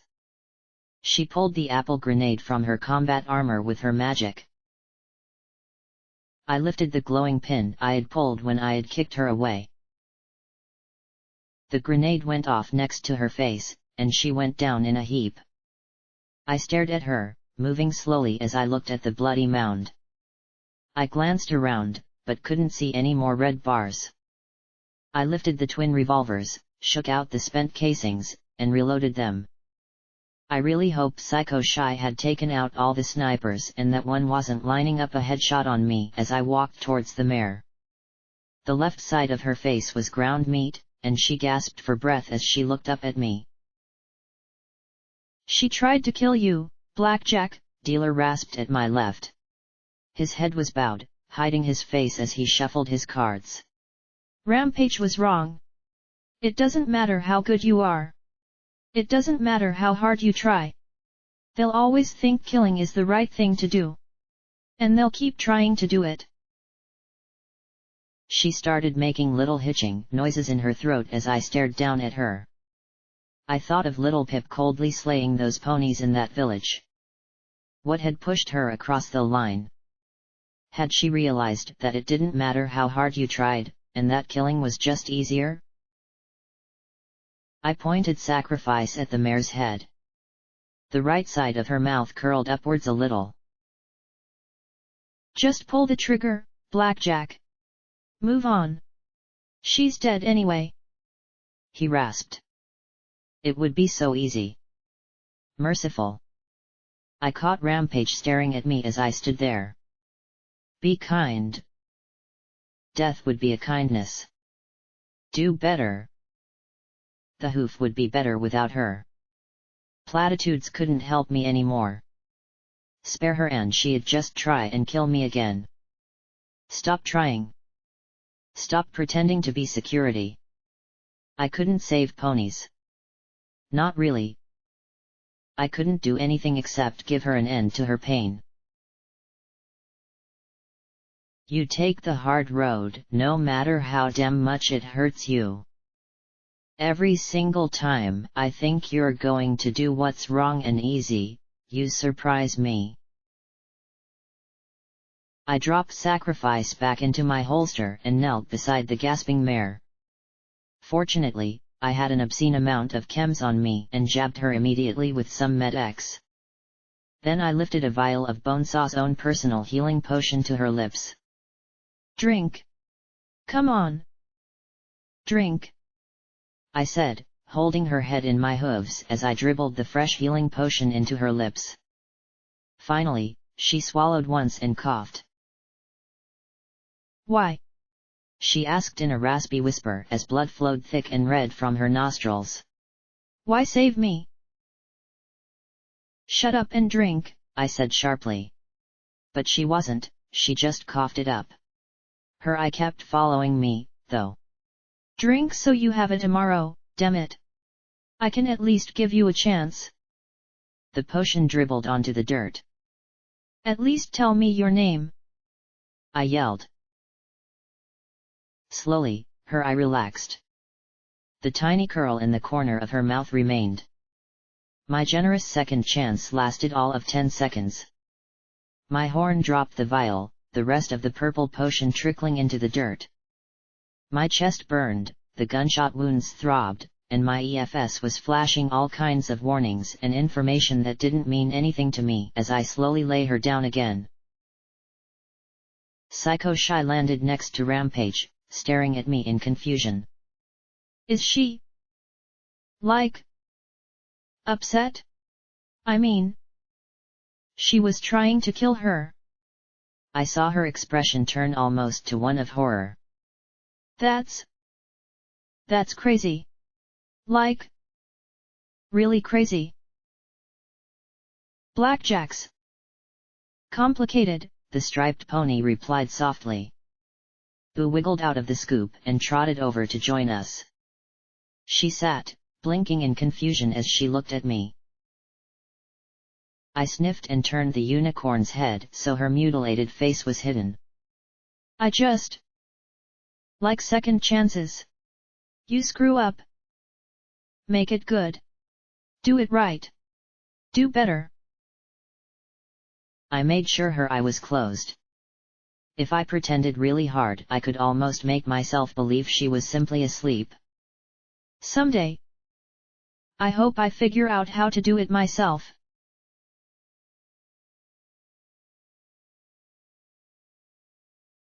One good thing about fighting these harbingers, they had great stuff, and so much of it that I couldn't carry it all. While the weapons were new, they had been badly mistreated. I found one carbine that looked like some pony had used it to mix up soup. I repaired my armor as well as I could, even I could swap out damaged plates. When I was finished, I had one anti-machine rifle slung across my back, a couple apple grenades, and a second suit of combat armor. The food I kept, maybe Glory could test it for mind control drugs. The rest was stashed in the cab of the steam shovel. Then, much to the complete bafflement of Psycho Shy, I gathered up the bodies of the ponies I had killed and put them into the hole the rad scorpions had used as a nest. The brown mare I had tried to save was put in last. She had a slice of bread for a cutie mark. What had her name been? Had she been a ganger? A reaper? Had she lived in a village I had failed to save? Had she come from some distant place, lured by the promise of a better tomorrow? Family? Friends? Children? She had known how to fight, she had been better with her battle saddle than I was with mine. She had tried to kill me. I had killed her. That wasn't my fault. But damn, how I wish there had been some better way. After laying her on top, I backed away and floated 2 grenades over the rock face. When they were wedged in place, I flicked away the tabs and ran. The 2 exploded, and a moment later a chunk of the face tumbled into the hole. I looked on as the dust swirled and stilled. There was no sign at all that anything lay beneath the rubble. The 4 watched me, Boo in confusion, Rampage in concern, and Psycho shy in wariness. And the dealer? His pale eyes held nothing but pity. Come on. Let's go. P21's waiting, I said as I turned and headed for the slope to the south. The grey and yellow rocks lay behind me, now still as the bodies they interred. 1,000 years from now, maybe they'd be unearthed. Hopefully. In a better tomorrow.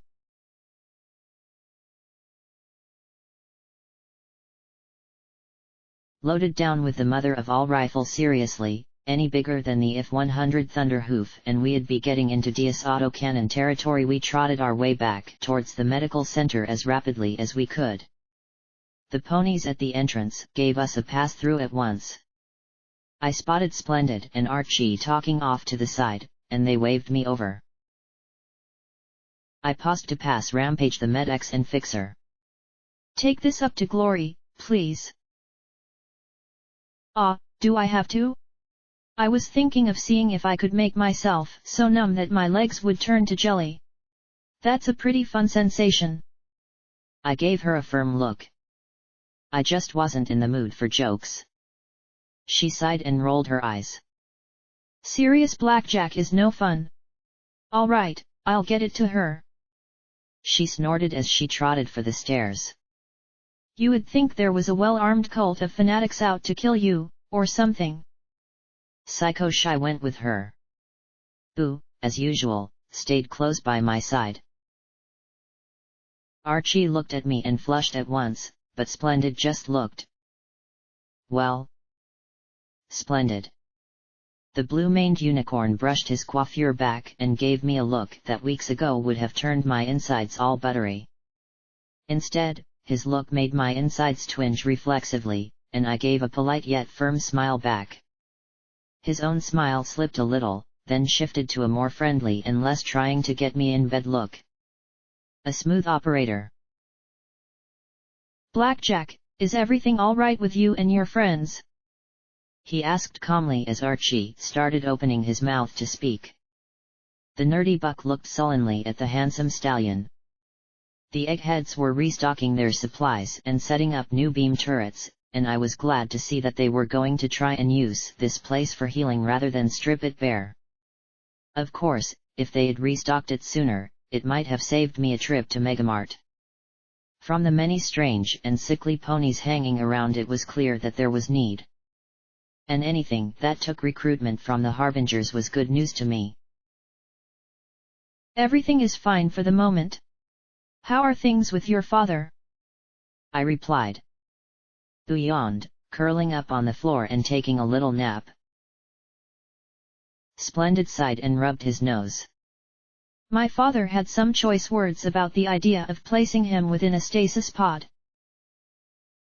Didn't he say no self-respecting king rules from a fridge or something to that effect?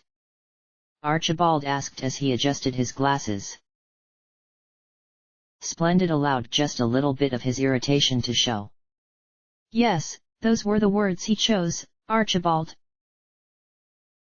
I believe he also included the words, "You feather-brained nincompoop," Archibald said.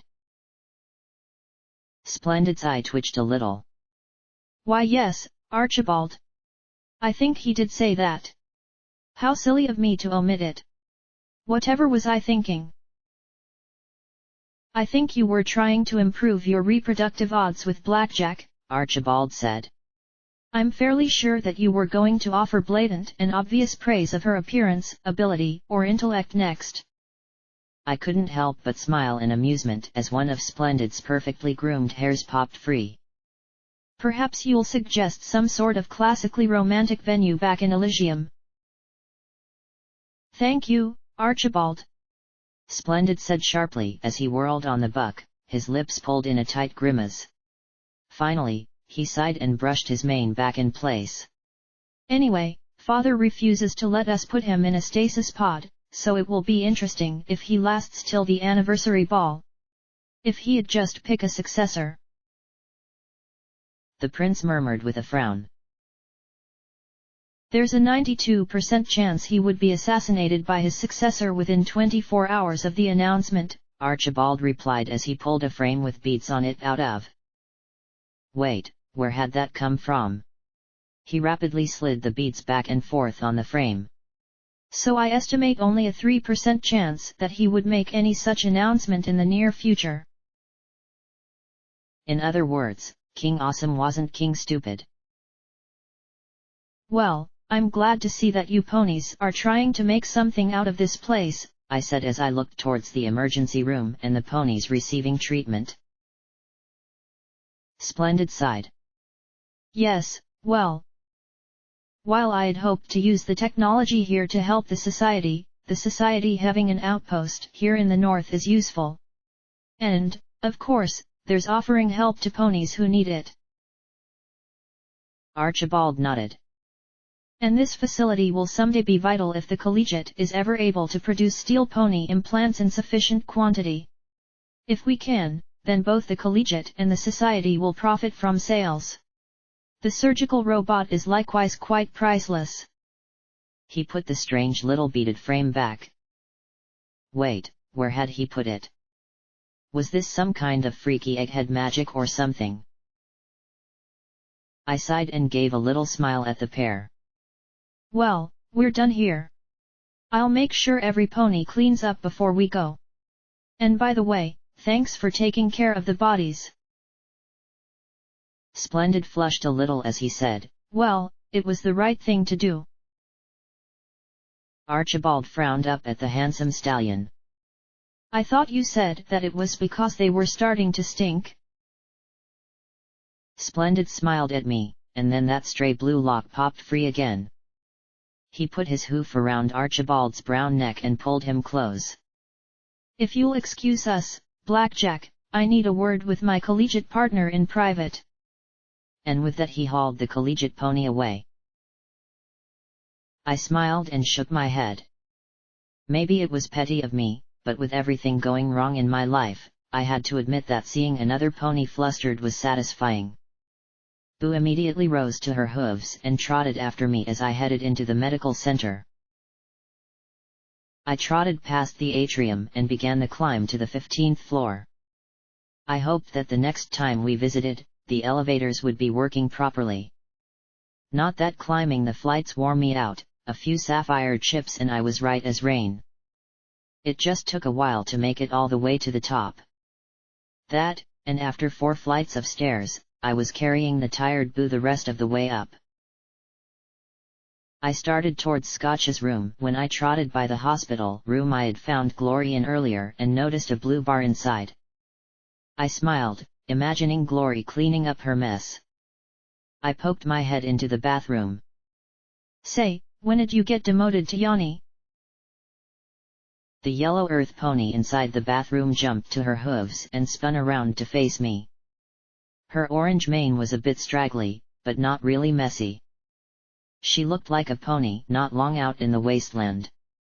She wore bulky, reinforced leather armor and a respirator, and a camera hung around her neck. She cupped a leather bag in her hooves. Don't shoot! She shouted in a drawling accent as she raised her hooves defensively. Wasn't planning on it, I replied. She pulled off the respirator. Who are you and what are you doing up here? She licked her lips a little nervously. Ah, tarnation! I ain't no pony. Call me chicken. Every pony does. She said as she looked at the massive AM gun across my back and gulped. Just poking round, trying to find stuff out. Ain't been in Hoofington more than a week.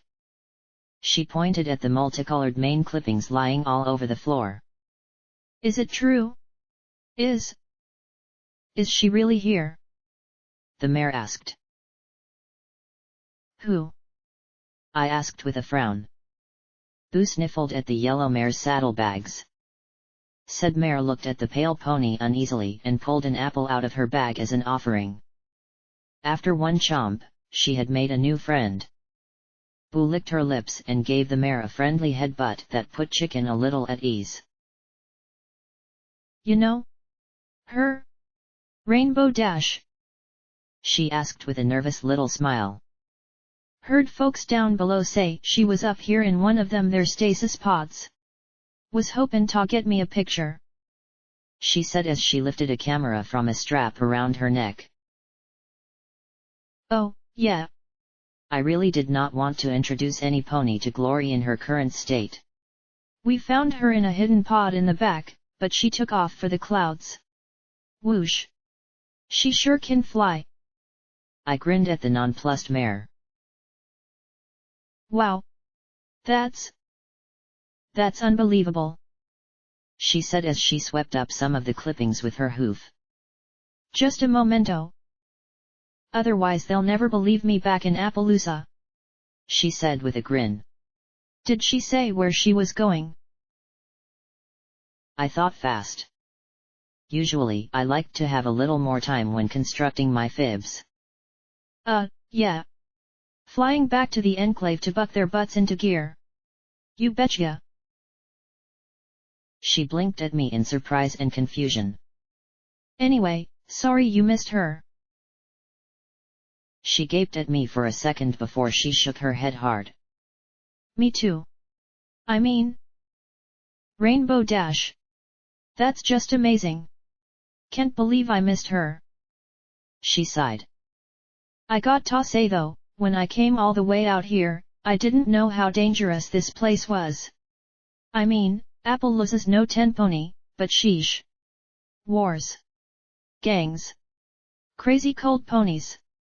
Some pony down there mentioned there was some kind of flesh-eaten plague too. Yeah. It contaminates food. If you eat it you can get sick. Soon you'll be eating any pony in hoof reach. Be careful if you come across mystery meat or strange food. I'd buy from the society if you can afford it. The mare frowned. Not them their volunteer corps? They seemed like friendly sorts back in flank, with good, cheap food. You don't believe them their tales that they're behind that plague? I hear any pony with feathers can't catch it. Not if Operative Lighthooves has anything to say about it, I muttered, and she widened her eyes even more in baffled shock. I sighed and covered my face with a hoof. Look, there's all kinds of stuff going on here. Just your safest bet is to get back to Appaloosa as soon as you can. Hoofington's really dangerous right now. She gave a nervous little grin. Y'all don't say. Seems like every place down here's a right tangle o' peril. She rose to her hooves. Well, thank you kindly for satin my curiosity, miss. Blackjack, I replied. She blinked, then smiled. Oh. Right. The security mare. Well. I'll be on my way. Take care o' yourself, she said as she hurried past and left the room, turning to trot straight for the stairs down. I frowned after her, then looked around the hospital room. Even if none of the supplies here were particularly valuable, most of them were useful. She hadn't touched anything. Huh. Apparently Appaloosans were a little more twigged than your standard mares. Maybe she had been too excited by what I told her? First rule in the wasteland. I stood there for a while as Boo just watched me curiously. Funny, now my mane was every bit as itchy as my face.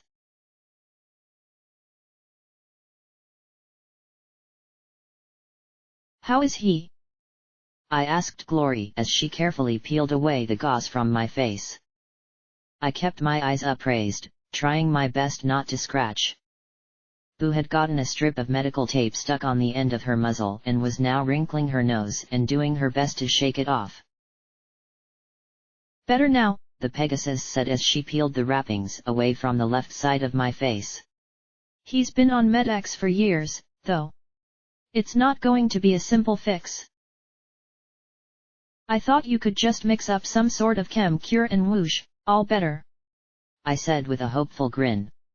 She just gave me one of those patient smiles that said she didn't want to call me stupid. I pouted a little.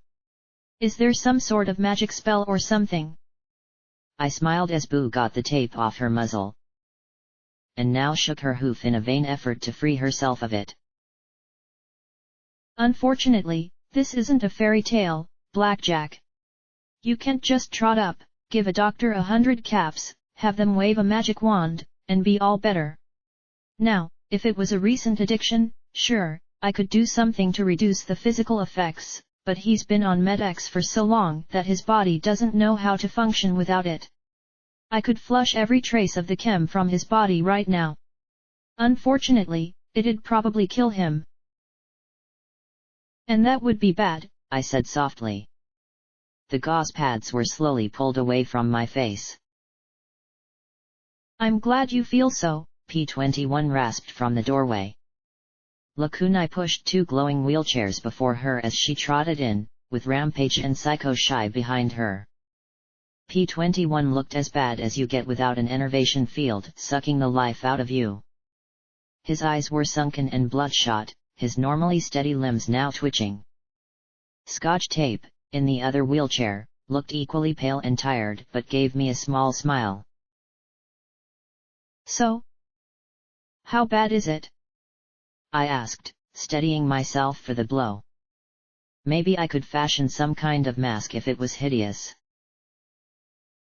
It's fine, Blackjack, P21 said faintly, then hissed through his teeth and writhed with a groan. Are you okay? I asked, then smacked myself for the stupid question. I mean, are you going to be okay?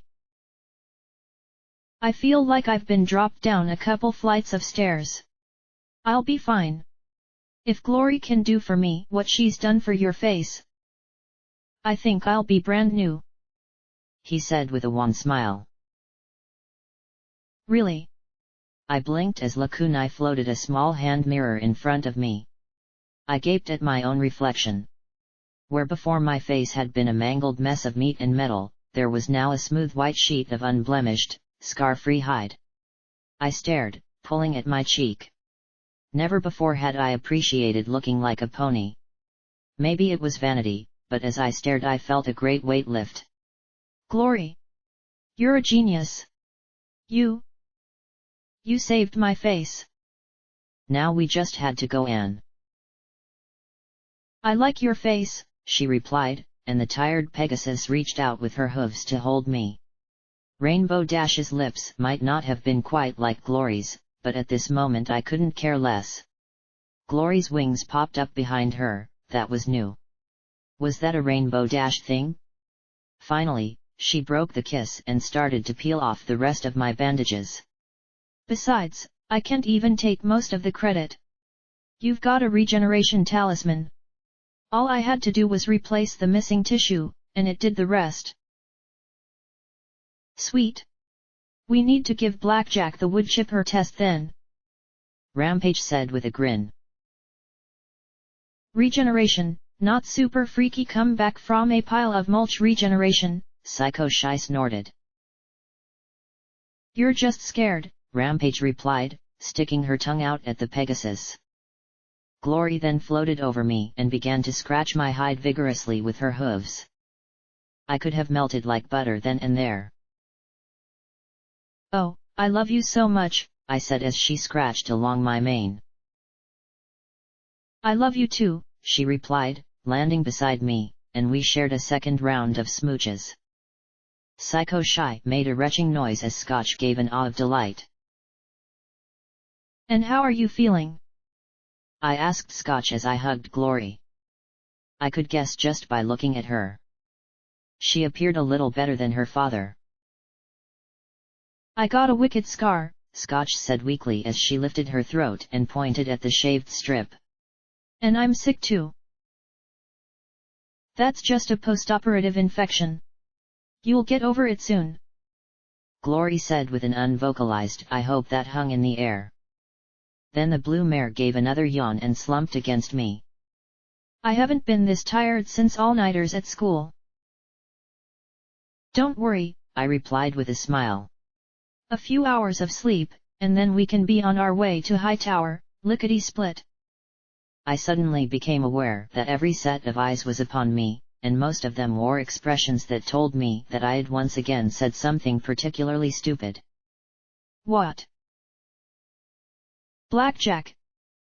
We're not in any shape to go anywhere, Glory said firmly. Scotch Tape and P21 are both looking at several days recovery in a non-enervated environment. Both of them are going to need frequent healing treatments from Lakunai and myself. I'd take them back to Tenpony if I could. Sadly, that is quite outside my range, Lakunai replied. I sat down hard. But EC 1101. The glorious quest. We can't just put it on hold. What, were they crazy? Why not? Glory asked, and I pulled away to look at her for some sign that she was joking. Instead, her eyes were firm, compassionate, and serious. Are we being chased by some pony at the moment, or need to chase down some pony before they get away? Well, there are those harbingers, I said with a little frown and received a blank look in return. The cold ponies? We saw them outside flank. They're looking for me and they're packing some serious ordnance. We ran into a pack of their seekers on the way here. But there's no deadline of doom looming in the immediate future? No, got to get it done or we all die. Glory pressed. I shook my head. Then we can hide out for a while. Go back to Star House where Scotch Tape and P21 can recover in comfort. Blackjack, we need a rest. If you keep pushing like this, some pony is going to die. It'll just be a couple of days, a week at the most. Why not just stay here? Rampage asked in confusion. But Scotch Tape shook her head and then coughed. I'd like to go back to chapel. I want to make sure Precious is all right. P21 looked into my eyes as he said, It's only a week, Blackjack. Only a week? A whole week? I said as I jumped to my hooves. Are you serious? I can't just take a week off. I started pacing back and forth. Do Little Pip and her friends take a week time out? Does the stable dweller? No. I know where I have to go next, and we can't just. Blackjack, P21 said softly, making me freeze. I slowly looked at him and his tired, pained smile. I can't keep up with you anymore. I'm sorry. I wish I could, but I can't. He turned and stretched out a trembling hoof, resting it on the arm of Scotch's wheelchair. The green filly reached out and hugged his leg between her hooves. I want to spend some time with my daughter. I need a few days where I'm not being shot at. I felt sick as I looked at him. Come on, P21. You know we can do it. We took on Hippocratic research and got out alive. We can't just stop. But he shook his head slowly. I'm sorry, Blackjack, but no. He smiled, and there was no anger or animosity in his eyes. There was a strange kind of calm I hadn't seen in them before. Like he was finally starting to emerge from whatever shadow had consumed him. I couldn't make him follow me now. Not after he had finally started to deal with his problems. I saw how ragged every pony looked.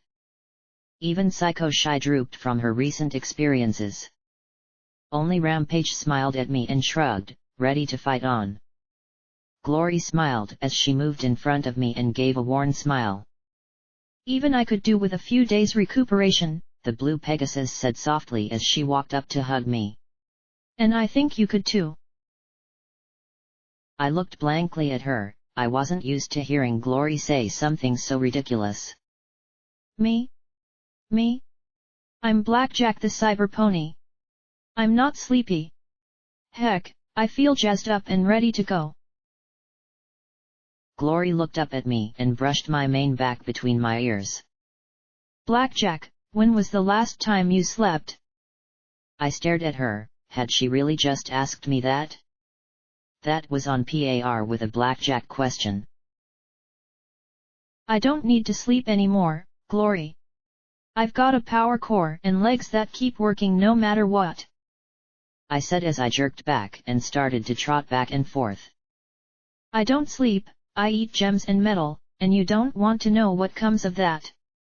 I'm not tired and I don't need to sleep. Blackjack, sleep is for more than just the body.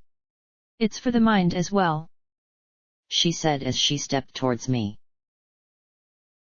Your mind, maybe. My brain is just fine with the whole never sleeping again, I said as I pointed to the clock. Look at what I got done. A whole shopping trip while every pony else was sleeping. And now I don't need to sleep. Why, now I've added a whole third of my life of getting stuff done by not sleeping. I grinned widely as I backed away, staring at them all. Why didn't they get it? I couldn't stop for a week while they recovered. I couldn't even stop for a few hours sleep. Glory just looked at me for a long, sad, tired moment. Will every pony please excuse us? We need to talk alone. Shit. Just when things were getting good. Psycho Shy said as she put her forehooves on her hips. I was so sure that she was going to snap just then.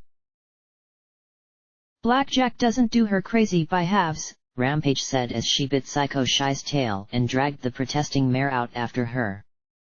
P21 just gave me a long, sad smile as Scotch rested her head on his foreleg and closed her eyes.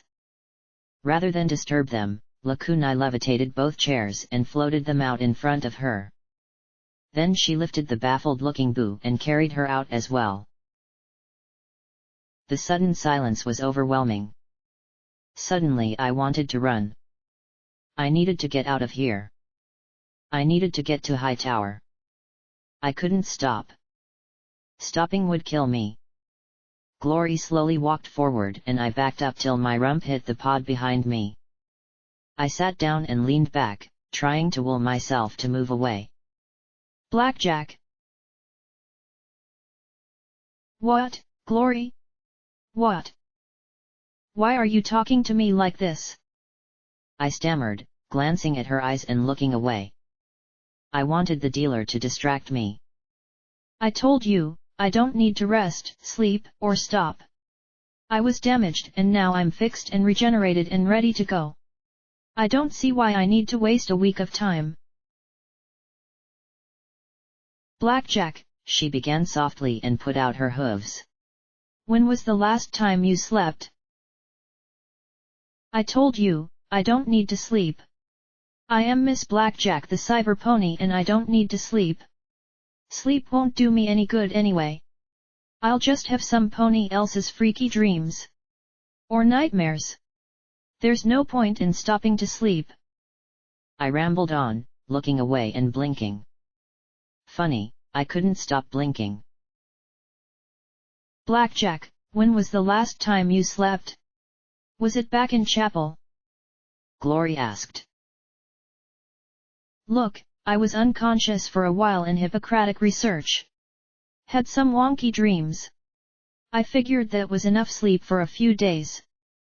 I said as quickly as I could. Why couldn't she just accept I didn't need to sleep? Did you sleep at all in Tenpony? She asked, calmly and reasonably. No, we had sex in Tenpony. Remember? Great fun. Let's do it again. But I didn't want sex. I didn't want to rest. I didn't want to stop. Look, you know me. If I wait around I'll get all mopey and you'll be annoyed and everything. Just let it drop. Okay? Please? Let it drop. I begged as I closed my eyes. I felt like a stupid fool. If I couldn't see her then I didn't have to listen either. Her legs wrapped around me. I wished I could shake. I wished I could gasp and my heart could thunder. Instead I felt still and calm in every part of me except my mind. That was racing faster and faster with every second. "Why can't you sleep?" she asked. "Because I'll die. I'll die again." I screamed at her and shoved her away. I hadn't meant to do that. She slid across the polished floor almost to the far wall. I stared at her as she pulled herself to her hooves. I shrank back. "Oh, goddesses, I didn't mean. I buried my head in my hooves. Glory!" I whimpered. Then I felt her hoof on my mane. I sniffed. "I can't sleep, Glory. Sleeping. I drifted off on the boat there and I just know that if I stop and sleep that everything is going to stop again. I'll die. I'll die as sure as if you put a bullet through my head. I'll go to a bad place. I don't want that. I don't want to die again," I said as I quivered. "I can't do that. I can't." Security. Terror of Hoofington. Bearer of the coveted EC1101. Complete basket case. Psycho Shy was right. This had to be some kind of crazy. Some level of madness that I no longer knew how to deal with. "Blackjack," Glory murmured softly as she stroked me. "You have to sleep." "It wouldn't make any difference," I said quietly. "I don't have my own dreams anymore. I don't. Glory. I'm falling apart. The only thing keeping me together is that I keep moving. If I stop, I'll... Something bad. I know, Blackjack. But you can't keep going forever," she said as she stroked my mane again and again. Finally she curled up against me. I lay still as a sleeping foal. Still as a corpse. But inside, my mind was screaming.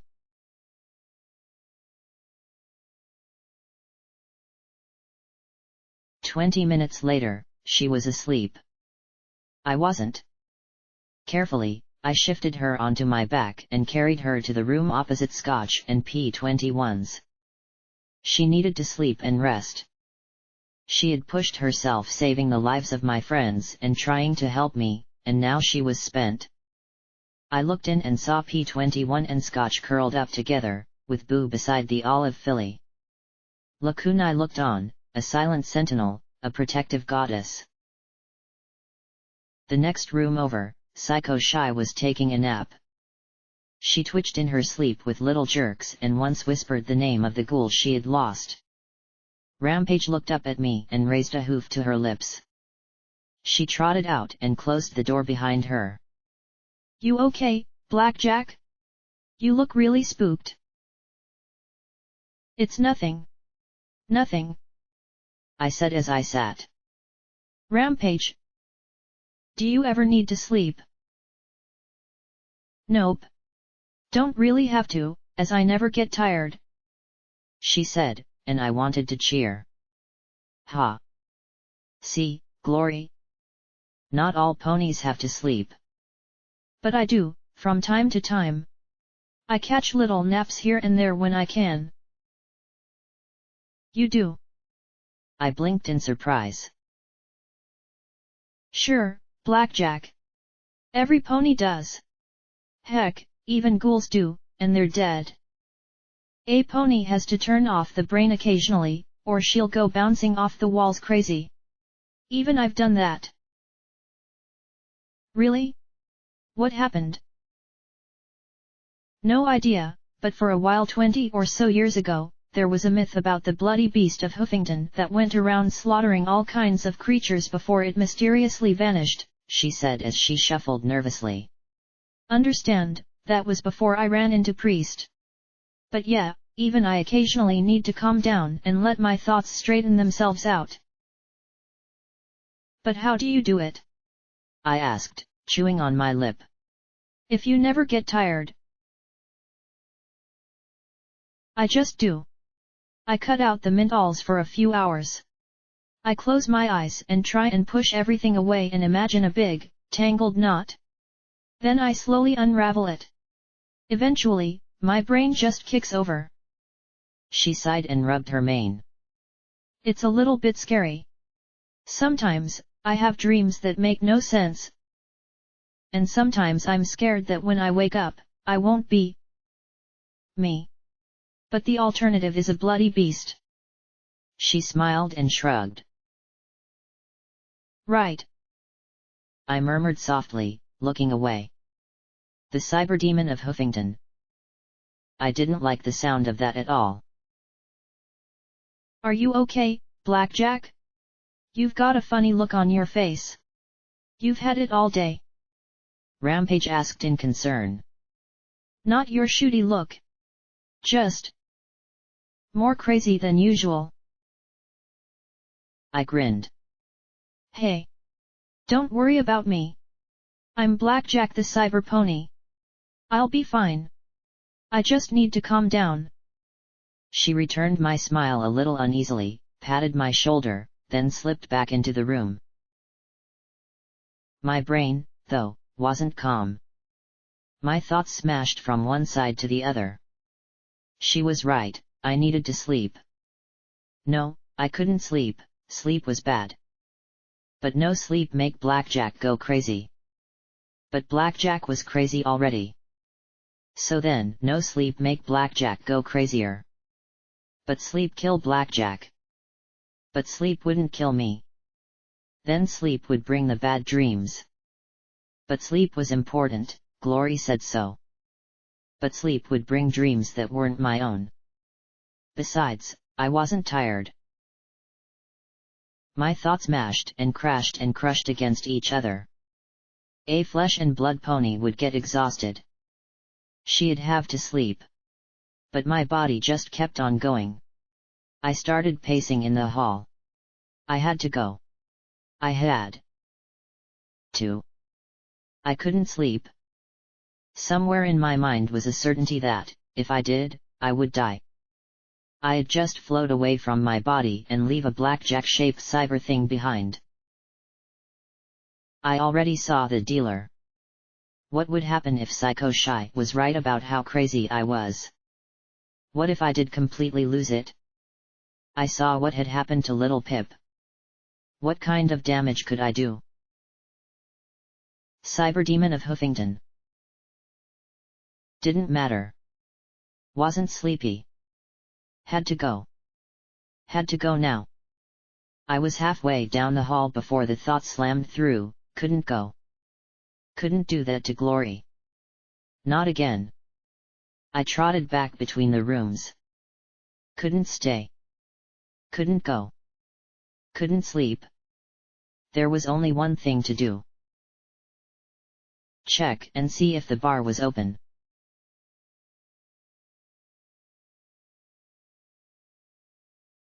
Blackjack? What are you doing? Lakunai asked softly as she trotted into the storeroom where we had found Nurse Redheart. I had arranged the 5 figurines in front of me, set out little paper cups in front of them, and then poured them each a drink. Since they couldn't drink, I was drinking for them. Their normally bright and happy faces looked oddly sad for some reason. I'm having a tea party, I replied to the immense purple alicorn. Only I didn't have any tea, so we're having booze instead. I guess that makes it a shots party. I waved the bottle at her. Blackjack. That is rubbing alcohol. She said aloud in shock. Yeah. Stuff is shit compared to Wild Pegasus. I went all the way to Megamart and didn't pick up some quality booze. Irresponsible. I said as I lifted Pinkie Pie's shot. Come on, Pinkie. Drink up. It's a party. I lifted it to the grinning pink pony's mouth with my magic. Drinky drinky. A purple hoof crushed the paper cup. I slowly looked up at her. Her magic then swept the cups, bottles, and remains into a garbage can in the corner. I stared up at her and sniffed. I looked at the 5 figurines around me and then back at the purple alicorn. What the fuck is wrong with me? I stammered like an idiot as I looked up to her, like mom catching me sleeping on my shift or something. My throat closed up. She sat beside me and pulled me into her hooves and held me. I clenched my eyes closed, imagining it was mom holding me in her hooves. Please help me. I'm sorry, Blackjack. I can't. Cast a spell. Please. I begged, like a filly pleading to their parent to make it all better. Unconsciousness isn't sleep, Blackjack, Lakunai said quietly in my ear as she rocked me. And I'm sorry. The goddess isn't interested in helping you anymore. I heard her sigh quietly. I wish I could. I wish I could cast a spell to take away your fears and calm your thoughts enough that you can sleep. But I can't. I'm sorry. I'm so sorry I can't help you. I'm so tired of not being able to help the ponies who need it. What kind of goddess can't comfort a troubled friend? Can you take it from me? Please. I didn't even know what it was. My fear? My craziness? The anxiety twisting around in my brain like a frantic rat roach trying to chew its way out? The parts of Blackjack I didn't like anymore? Really? Could I blame the goddess for what she did to Lakunai? I'm sorry, Blackjack, Lakunai whispered again as I was held and rocked. I tried to imagine a knotted rope. It didn't untie. Instead, it became a noose in a cage. I visualized an F-88 iron pony and tried to disassemble it. Instead, I imagined a mare in black gunning down a hospital. I tried to clear my brain of everything in it, but it was like trying to stop sand with my hooves. I had just treated all of Twilight's friends like toys. I'm sorry, Twilight. I'm sorry. I murmured quietly into her chest, listening to her slow and steady heart.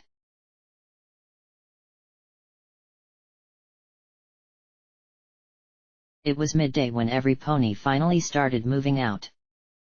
Glory had all the chems she needed to treat Scotch and P21. The blue Pegasus wore a disguise that was really not much more than hospital linens sewn together into a sort of pajamas and cloak to cover her, but it was better than nothing. Rampage and Psycho Shy were talking about what they'd have to do to keep every pony safe. Well, Rampage was talking about that. Psycho Shy was talking about looking forward to smashing more ponies. Scotch and P21 rode Lakunai, who carried them both without too much effort or complaint. The purple alicorn did comment on the anti-machine rifle I had picked up, though. Her magic lifted the gun effortlessly, and she smiled as she sighted through the scope. Wonderful high-caliber weapon. A bit too much for sniping, though, the accuracy falls off after 1,000 yards. She worked the slide and smiled in satisfaction, loading a magazine. The size of the weapon and the fact she could handle it at all with just her horn reminded me of Little Pip. It must be nice to be able to handle heavy weapons with just your horn. You like it? I asked with a small smile as I teased Boo with a carrot. Like? No. But I respect it and admire its craftsmanship and capabilities, she said as she pointed it up the hillside to the west, looking through the scope. Then she paused with a frown. We're being watched. I frowned too, extended my fingers, took out Taurus rifle, and looked through its scope. There, at the top of the low ridge almost a mile away, I could make out a cluster of ponies watching us. Behind them, I could barely make out a banner of green and black. Harbingers, a half-dozen, at least, watching me with binoculars and scopes. Had they been watching to see when we left, or were they waiting for more members? Want to go smash them? Psycho Shy asked with an eager grin. I took one look at P21 and Scotch on the alicorn's back. No. If they're just watching us, they'll scatter.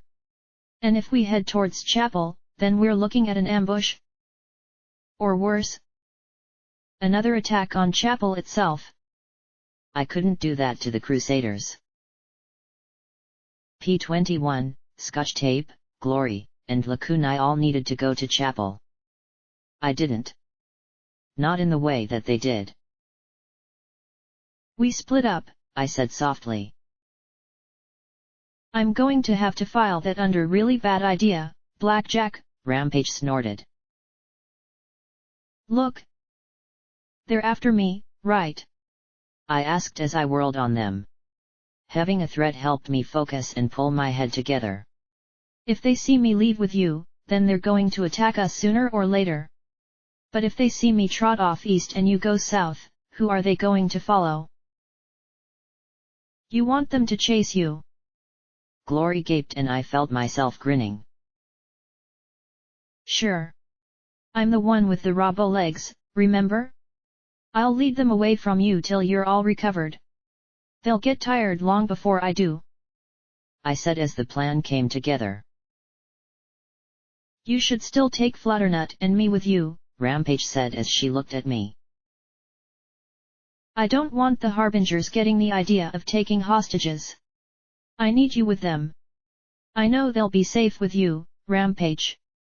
And I was faster than the steel-clad mare.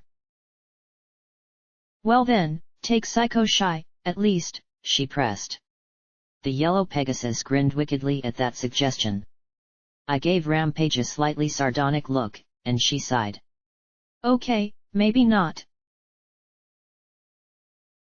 I need to be sure that you're all safe. This way, they'll be chasing me, and then later we'll meet up. I said as my thoughts oriented from the dread of sitting around to the plan of action. But how will we know how to find you? Glory asked. We have her pip-buck tag, Scotch Tape replied as she leaned back in P21's embrace.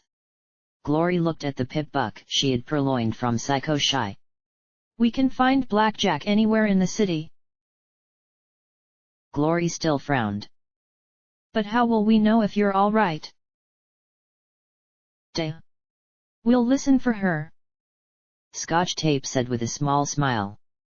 Remember on the Celestia, Blackjack? Your pip-buck is a broadcaster. So all you have to do is send a signal, and we'll know if you're okay or if you need the cavalry to come. Glory chewed her lip, and I went to her and held her in my hooves. This? Are you sure about this? All alone, with no friends?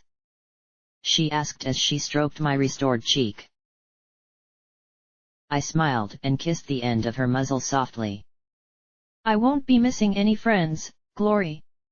I'll have you with me. No matter where you are. She kissed, and I kissed back. Now that I had a plan, all the skittering doubts were scurrying away into the corners of my mind. Get some sleep. Please try.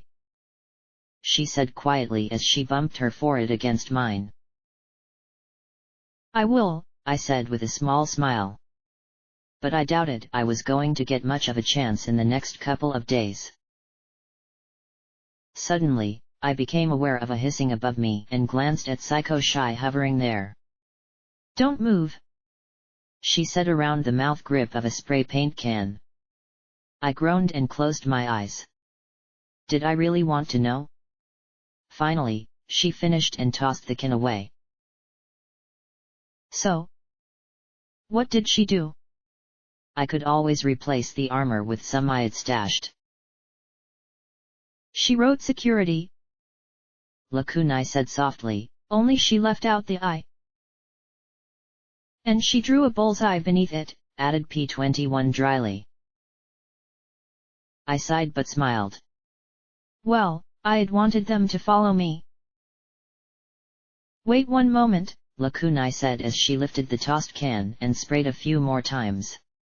There. Better. I blinked and looked back at the little white rearing filly she had deftly painted on my arm as rump.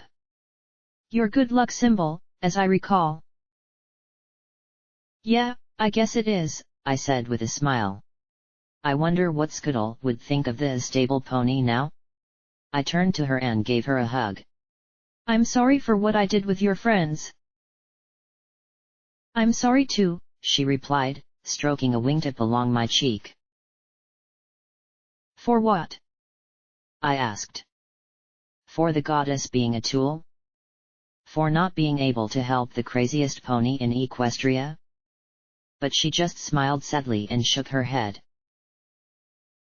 It took some time to convince Boo to go along. She looked just as uncomfortable with my plan as Glory. Finally, I'd had to tie a bridle and give the lead to the Pegasus. The pale mare looked hurt and confused, no matter how I stroked her milky mane or ears. Please take care of yourself. Please, Blackjack.